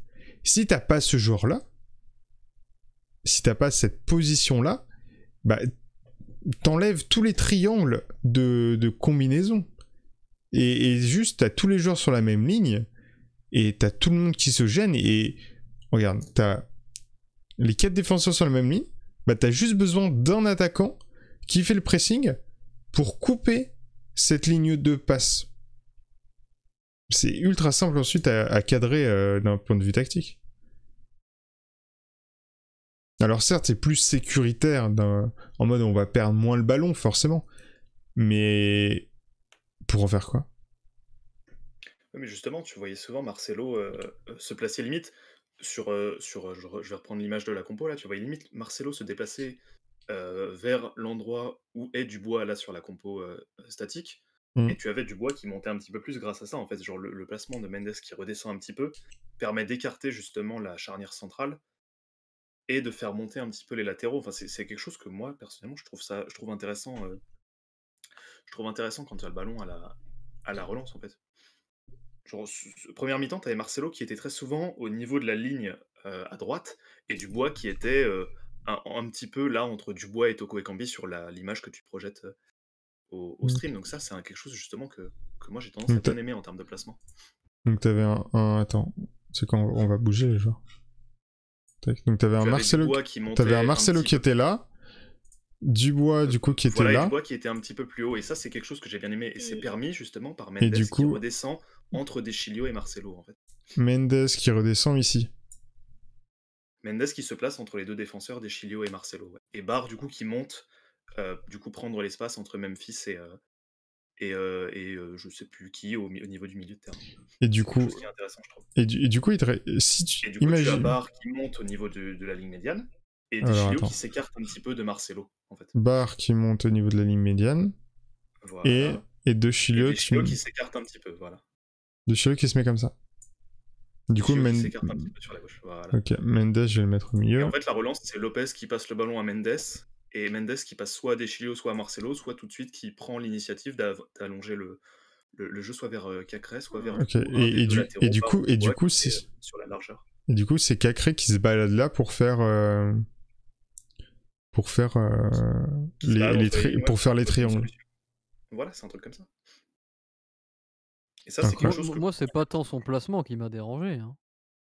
Moi, c'est surtout ce qu'il a fait avec le ballon dans les pieds. Il a besoin de trop de temps pour faire des choses. Et il y a deux situations. Il y a deux situations de contre-attaque où vraiment, il met 90 ans à donner son ballon. En plus, il le donne pas au bon endroit. Et la situation est morte ensuite. Parce que c'est fini. Et les Lillois sont replacés. Alors qu'il y avait potentiellement un 3 contre 3 à aller jouer. Et là, moi, honnêtement, sur les 30 premières minutes, il y en a 2 des comme ça. Ça m'a fait péter un plomb parce que c'est sur ça qu'on doit piquer, quoi. C'était notre plan de jeu, et si on même sur ce point-là, on n'est pas performant et on n'est pas pertinent, bah, il nous reste pas grand-chose quand on décide de jouer l'attaque rapide en contre comme on en avait l'intention ce soir. Donc ça a compliqué la première mi-temps, et moi je trouve qu'à ce niveau-là, il y avait quand même pas mal de choses à redire au niveau de Mendes. En fait, Mendes, c'est le seul profil, enfin, c'est le seul milieu de terrain qui a un profil absolument pas technique. Bon, je dirais pas technique, mais ça dépend ce que tu as technique en mode, c'est... Alors, certes, ça arrive quelques fois, mais c'est pas le joueur comme Cacré ou Paqueta qui va récupérer le ballon de haut jeu et va se retourner pour s'orienter vers l'avant. Ouais. Ah oui, non, Mendes, c'est beaucoup plus... ça va être un jeu... C'est ça. En fait, tu vois, c'est un peu la même critique que je fais à un Mendes ou à un Dubois. C'est pas des joueurs qui vont aller provoquer, ou c'est pas des joueurs dribbleurs, c'est des joueurs qui sont en mode... leur but, c'est de jouer sur du positionnement et de créer des différences comme ça. Oui, c'est vrai. C'est vrai qu'il n'y a pas ce côté virevoltant que peuvent avoir justement Cacré, Aouar ou Paqueta parmi les milieux de... T'as pas ce côté créatif. Voilà. Oui. C'est vrai que Mendes, c'est un peu... Enfin, si on veut comparer en termes de placement, c'est un peu comme un Nzonzi, tu vois, à Rennes. C'est-à-dire, il n'y aura pas des rushs vraiment hyper rapides avec le ballon, ça va plutôt être je récupère et puis je transmets, et puis sans vraiment se compliquer la vie, en fait. On met une note pour Mendes, ou on fait vraiment uniquement les top flops? Sachant que Bon, les tant qu'à flops... faire, on peut noter Mendes Ouais, on va le noter. très rapidement. Bah, je pense malheureusement qu'on n'aura pas de consensus Quel, sur celle-là. quel range pour les notes? Bah, Bastien qui est énervé. Hein. Qui veut Ah ouais. 2 pour Mendes. Ah, Entre 4 et 6. ok. C'est lancé. Vous avez le sondage disponible pour exprimer votre avis sur la prestation de Mendes. 3, non, mais 3, non. Abusons pas non plus. Ça vaut pas un 3, ça. Moi, je vais mettre 5 parce que j'ai aimé sa Mm. première mi-temps, mais comme c'est lui qui nous fait une faute un peu stupide sur Ikoné et qui nous met qui concède le coup franc sur le premier but, ça c'est un truc un peu quand même un petit peu embêtant. Enfin, en même temps, Moi, c'est je, toujours embêtant. je serais sur un 5 aussi, en mode...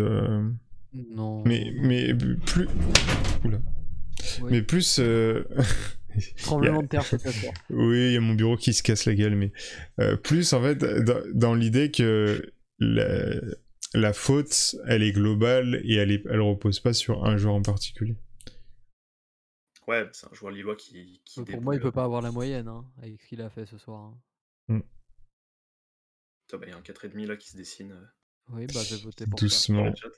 Comme quoi le chat a raison. Sans raison. Bah, j'ai raison aussi.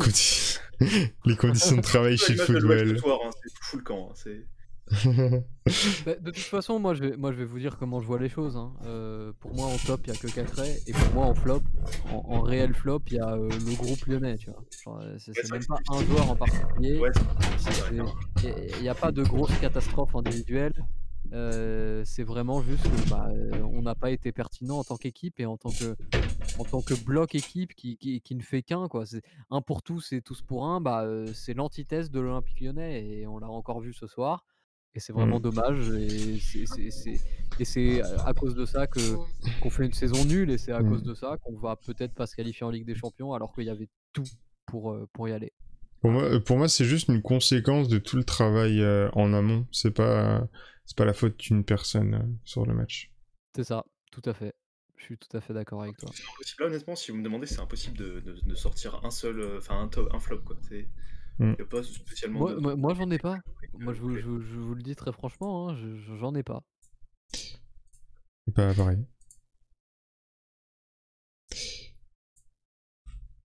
C'est vrai que c'est difficile. C'est difficile.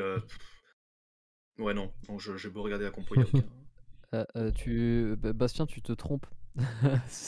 C'est Ankou qui t'a offert le sub, pas Kawaii. L'autre fois, ouais. C'était mercredi, ouais. Bah attends, je peux même le remettre si tu veux. Tac. Quel boulet, regarde. mais quel boulet. Regarde la preuve. Hein. La preuve que c'était en coup. Incroyable. Salut Aka en tout cas. Salut. Salut. Et donc voilà, c'est validé le 4,5 pour Mendes. Ça me va. C'est ce que j'ai mis. Parfait. De toute façon, je pense qu'on va même pas forcément aller beaucoup plus loin parce qu'il n'y a pas. Ouais, il n'y a pas vraiment plus à dire. Peut-être pas le noter, mais un petit mot pour Lopez qui se prend 3 buts ce soir, malgré une prestation qui était plutôt rassurante. Je trouve qu'il a fait des arrêts qui étaient importants en rassurant sa défense. C'était plutôt une bonne copie qui rend ce soir. Moi, je pense qu'il peut faire. Enfin, on a vu encore sur le but qui a été annulé. Le premier but lillois qui a été annulé de David. Pour moi, on voit encore les séquelles les séquelles pour les sorties dans la surface parce que franchement, il serait allé bien plus tôt sur Yilmaz. Je crois que c'est Yilmaz ou je sais plus. On en avait parlé à l'époque. Les critiques sur les sorties de Lopez l'avaient beaucoup touché et on avait vu un changement dans son jeu et on continue à avoir un manque par rapport au dernier avant, un manque de détermination et des doutes quand il fait des sorties. Il se pose toujours des questions de savoir si c'est dangereux ou pas d'un point de vue blessure.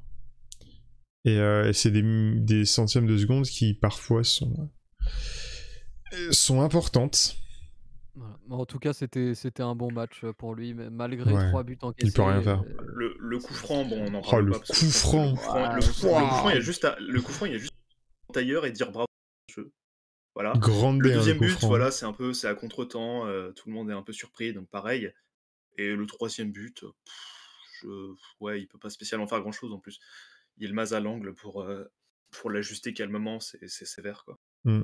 Ouais, Olive qui parle de Lopez, ça ça existe un petit peu moins pour les gardiens, mais pour les attaquants, il y a des préparateurs mentaux dans les clubs. Alors à l'OL, je sais plus s'il y en a, mais dans le sport en général, si t'as un buteur qui n'a pas marqué depuis une dizaine de matchs, il peut avoir un blocage mental, et c'est un coach mental qui,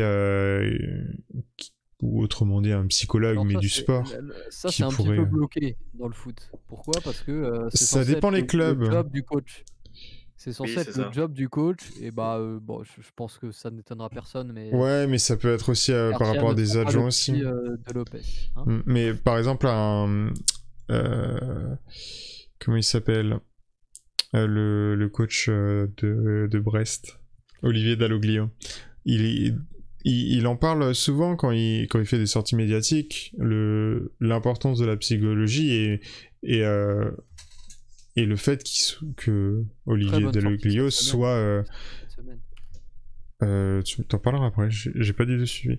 Que le fait qu'un entraîneur se doit de tout le temps être à l'écoute des nouvelles méthodes ou technologies, ou enfin méthodologies globalement, qui lui sont proposées. Et puis le fait d'avoir des adjoints à rallonge, bah c'est, entre guillemets, ça devient un petit peu la normalité dans le football.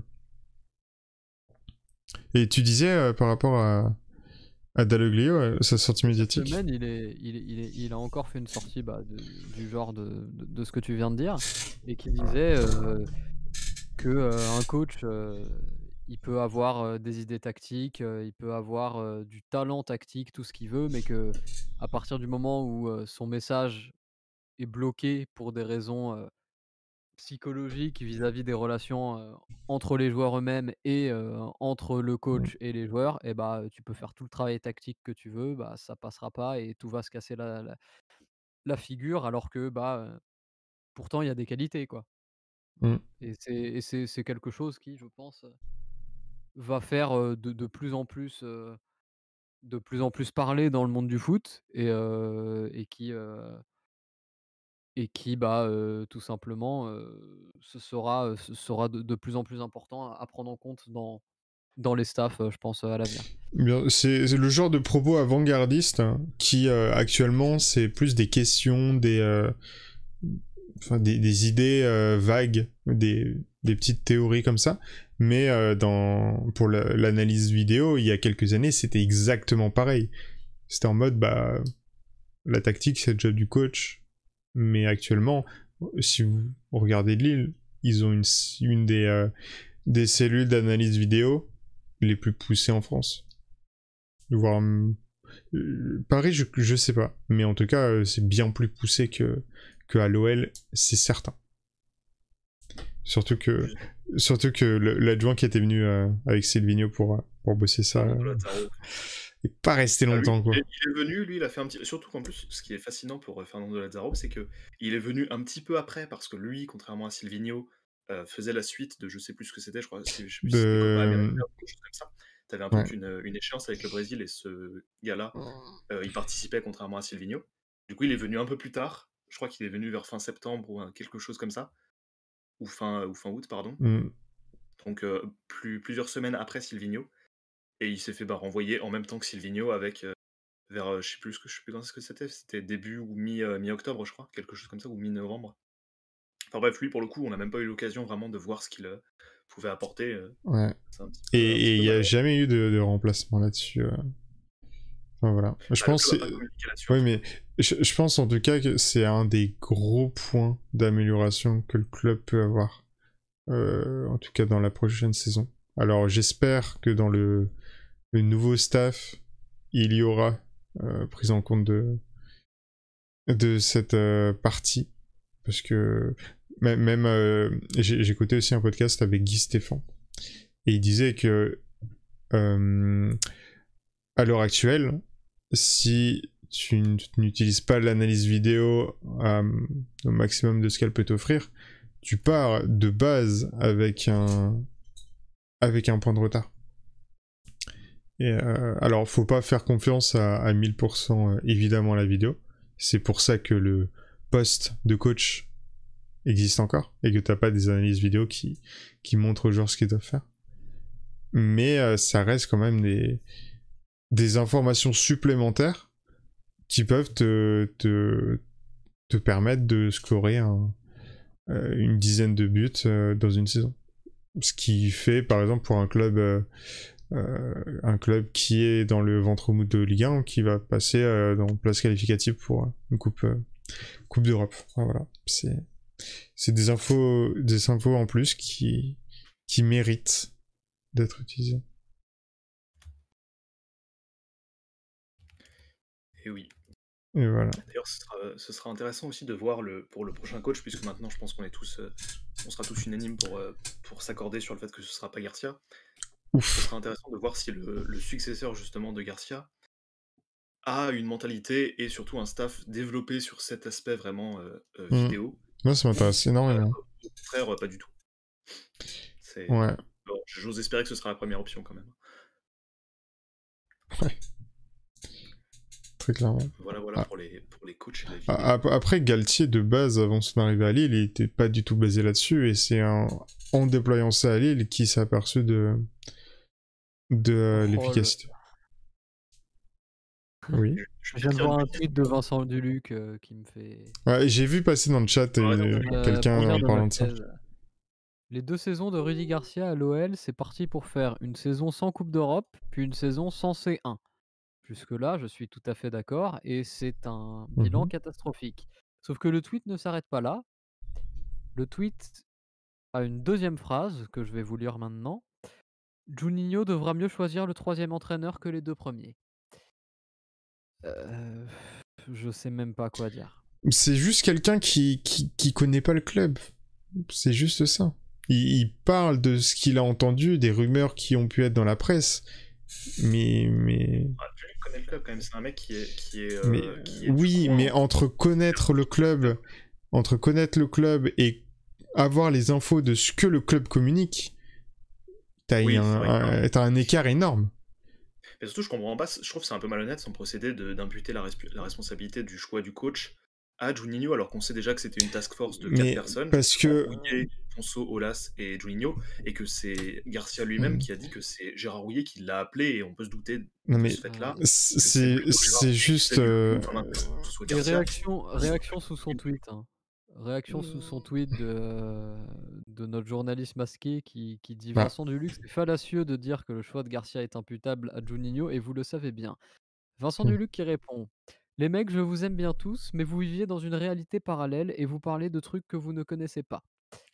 Voilà, donc bon. Et j'aime beaucoup la réponse de journaliste masqué qui est j'aime beaucoup les arguments d'autorité d'habitude, mais là, je vous avoue que ça passe moyen. Effectivement, la technique argument d'autorité du journaliste, moi, elle commence à me gonfler, sachant qu'ils disent 50% de trucs qui se réalisent pas à la fin. Moi, je serais journaliste, je resterais un petit peu dans le... Comment dire? Soyons... j'ai plus mon mot là. Soyons le contraire de prétentieux. Humble. Voilà, soyons humbles et restons un petit peu les pieds sur terre, surtout quand on balance au moins 33 à 50% de d'infos, infos entre guillemets toujours, parce que ces 33 à 50% là sont faux. Donc bon, Si après, il y a une communication qui a été demandée et puis des papiers qui sont payés comme le suggère, Romain Molina, bah, après nous on peut rien y faire, hein, on ne sait pas vu qu'on n'est pas journaliste. Voilà Et oui. et on n'a pas les cerveaux absolument, exceptionnellement développés de ces messieurs. Pour l'instant, Donc on n'a pas reçu d'argent de l'Olympique Lyonnais pour parler en bien de Léo Dubois, hein, ou de Maxwell Cornet, donc ça se passe c'est bien. pas l'Olympique Lyonnais qui demande, ça, hein. Je pense que c'est les agents de Dubois. Ah, Si c'est quelqu'un, c'est pas l'OL qui demande ah non, mais si c'est quelqu'un, c'est pas l'OL qui demande ça. Si l'agent de Dubois ou de Cornet nous écoute.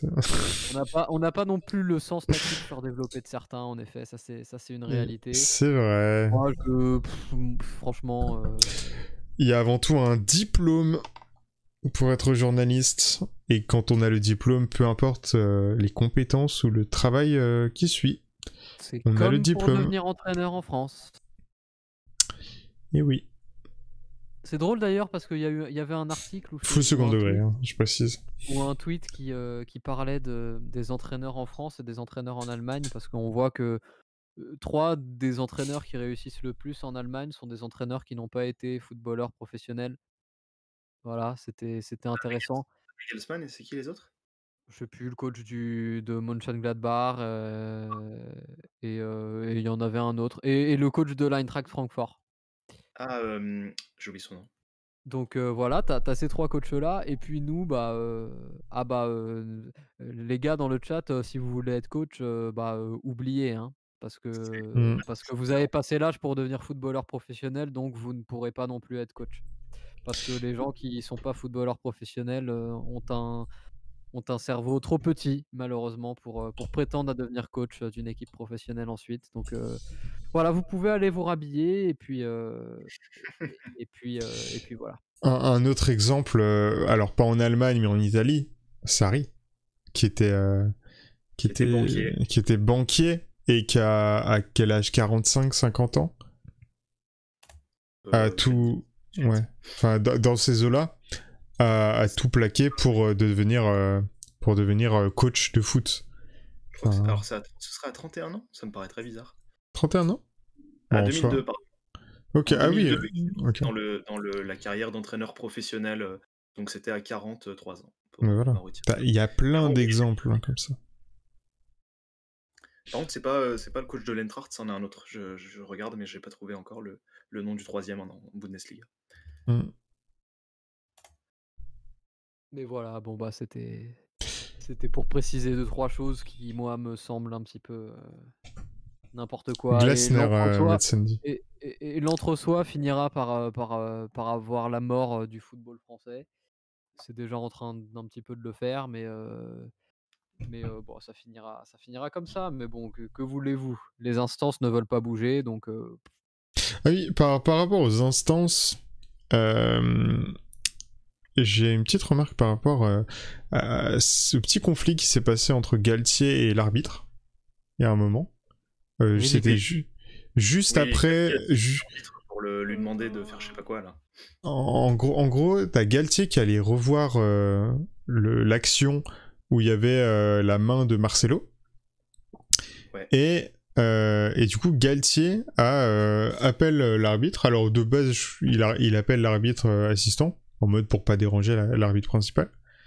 Et sans absolument... Genre, c'était bestial. Genre, l'arbitre est arrivé, l'arbitre principal de terrain, il lui a mis un jaune, il est reparti. Il lui a absolument pas parlé, pas répondu. Enfin, c'est... Enfin, le monde arbitral, mais c'est un truc de malade. Ils sont dans leur monde et ils sont en mode, on a raison, les autres ont tort, on discute pas. C'est... Enfin, lunaire. Oui, c'est l'adjoint qui a pris jaune, c'est Thierry Oleksiak, je crois que c'est son nom. Mais après, ça, pour le coup, j'aurais peut-être aussi une autre interprétation de cette affaire, c'est que d'un côté, oui, effectivement, t'as Galtier qui demande à discuter avec l'arbitre, sauf que l'arbitre n'est pas là pour répondre à un entraîneur qui l'interpelle sur le banc, en fait, c'est ça aussi. Ah, mais tu lui dis, tu lui vas pas carton jaune. Oui, mais tu lui dis, tu lui expliques.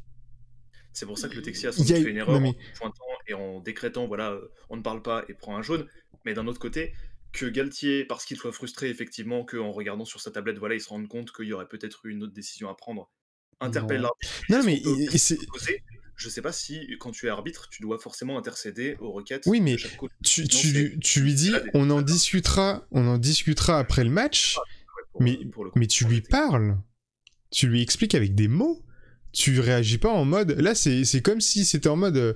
T'avais quelqu'un qui venait de te parler dans la rue, et toi, tu lui mettais une tarte parce que il a pas à te parler. C'est exactement la même réaction. Je sais pas. Moi, ça m'a choqué. n'est pas irréprochable sur cette action-là, mais ce que je veux dire, c'est que tu peux pas, parce que tu es entraîneur de foot, Mais réclamer oui, à l'arbitre, et l'arbitre intercède, tu vois ce que je veux dire? oui, mais encore une fois, c'est le coach. Enfin, Les torts sont des deux côtés, si on me demande. Ou- D'un côté, le coach n'a pas mais réclamé à l'arbitre si c'était un but, il a... et de l'autre, Non, c'est pas une réclamation. rien expliqué du tout. C'est pas une réclamation. C'est une demande pour discuter d'un fait de jeu. C'est même pas une réclamation. C'est Oui, mais pas dans un match. Galtier, ce qu'il voulait, c'était juste avoir connaissance du pourquoi il y avait eu cette décision. C'est logique, c'est le premier concerné. Enfin, au Mais moins. comme Non mais oui, mais la réponse de l'arbitre, et là-dessus je suis, non mais la réponse de l'arbitre doit être des mots et non pas une sanction. Et c'est le cas pour n'importe quoi. On l'a vu mercredi contre Monaco. C'est avec des mots et de la pédagogie qu'on arbitre quelque chose, une situation dans le monde, dans le social, dans la vraie vie. C'est pas avec des sanctions, c'est pas avec des punitions. C'est un monde entre adultes et enfants. J'ai l'impression l'arbitrage, ça me révulse. C'est un truc de malade. Bah, quand l'arbitre débarque, ne dit rien, câlin jaune et repart, je suis d'accord avec toi pour dire que ça, Bah, c'est exactement ce qui s'est passé. Et le Texier arrive en faisant le cow-boy, et ça, c'est pas une bonne... c'est pas quelque chose d'acceptable. Je trouve Après, faire le cow-boy. Après, quand c'est comme mercredi... Il réclame plein de trucs, et qu'ensuite Galtier réclame aussi à parler à l'arbitre comme si c'était un dû, et que l'arbitre allait forcément devoir intercéder en sa faveur. Pareil, ça c'est pas quelque chose aussi qui est dans le règlement, tu vois. Les seuls qui parlent avec l'arbitre, c'est les capitaines normalement, tu vois. Ça c'est autre chose, tu vois. Netcure qui dit... Arrêter en plein match pour faire alors oui, vous savez, j'ai pris telle décision parce que c'est pas possible, tu vois. Netcure qui dit un truc intéressant, qui dit le 4ème arbitre, il peut pas demander aux arbitres VAR C'est vrai. et expliquer. Et ben, par rapport à ça, ça rejoint aussi une discussion que j'avais eue avec vous il y a quelques matchs de ça. Comme quoi, pour moi, l'arbitrage, en tout cas dans le foot, il est dépassé. Et c'est l'arbitrage d'il y a 20 ans. C'est... Alors, même s'il y a la VAR et qu'il y a plein de reproches à la VAR et tout, et que du coup ça donne un contre-exemple, mais c'est... pour moi, l'arbitrage doit évoluer avec le monde. Et le fait que tout le monde soit en mode ah, il y a la VAR, il y a la vidéo, ça va plus être comme avant, alerte, c'est juste se fermer et se fermer au progrès et à l'amélioration. Et les pros. Il suffit d'écouter l'interview du patron des arbitres sur RMC. Sur RMC à propos oh de là là, qui est une arbitre exceptionnelle et qui n'est pas là parce que c'est une femme. Oh là là là là. Qui est une arbitre exceptionnelle qui a pris cette langue de bois. Toutes les bonnes décisions. Non. Langue de bois, c'est ne pas répondre à une question. Là, c'est de l'hypocrisie. C'est pas de la langue de bois. Oui. C'est encore pire que ça. Il répond, mais complètement dans le sens, quoi. Ouais, encore une fois, ils sont dans leur monde. C'est en mode, on a le titre arbitre, on a les diplômes. Tout le reste n'est que moins que rien. On a raison, vous avez tort.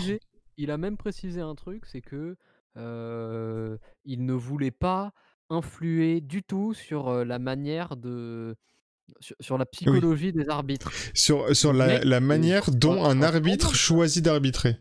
C'est un scandale, ça. Je cite, pour pas qu'on se retrouve avec des arbitres qui fonctionnent comme des robots. Le petit tacle à la VAR, comme ça, c'est dans leur monde. Et en tout cas, à part ce point-là, sur lequel, bah, on peut avoir des avis différents, c'était, peut-être le meilleur match de Monsieur Le Texier ce soir, Pour nous, ouais. sur sa saison avec l'Olympique Lyonnais. C'est souvent qu'on parle mal de Ouais, lui. Il a été cohérent, dans les décisions qu'il a prises, qui étaient pour moi les bonnes en regard Mm. du règlement, qui est ce qu'il est. À chaque fois, c'était les bonnes. Exactement. Voilà, on va peut-être, Yes, s'arrêter là. on va conclure là-dessus, je pense. sur l'arbitrage de l'OL ce soir. Ça, Ouais, c'est bien, c'était bien clean. passé. Hein. C'était clean. Ouais, il n'y a pas eu trop de. Le truc pour le péno là, et que les Lillois réclamaient, c'est difficile de mettre péno au final. C'est un truc, c'est le ballon qui rebondit sur du bois avant de taper la Il y main a pas Martial. péno selon la règle. Voilà, ça Voilà. compte pas. Ça. Clairement. Bon, on va terminer là-dessus. Je vais vous remettre la petite vidéo parce qu'elle est cool et que j'ai passé pas mal de temps à la faire. Bon, voilà, je vais vous la remettre avant de terminer le live. On se dit à dimanche prochain contre Monaco. En espérant une victoire. Enfin, c'est l'OL, donc on verra. Et ah non, Melt, c'est bon, tu es là. Attends, Melt, tu sais quoi, je vais te passer admin modérateur tout de suite, comme ça t'auras le petit titre. Tac. Je sais plus comment faire. Si, normalement ça c'est bon. Normalement t'es admin là. Enfin bref, je vous remets la vidéo. Au revoir le chat, au revoir messieurs. Et à dimanche. À dimanche. C'est bon, Bonne il a semaine. le petit logo. Incroyable. Allez, à dimanche. Et bonne vidéo.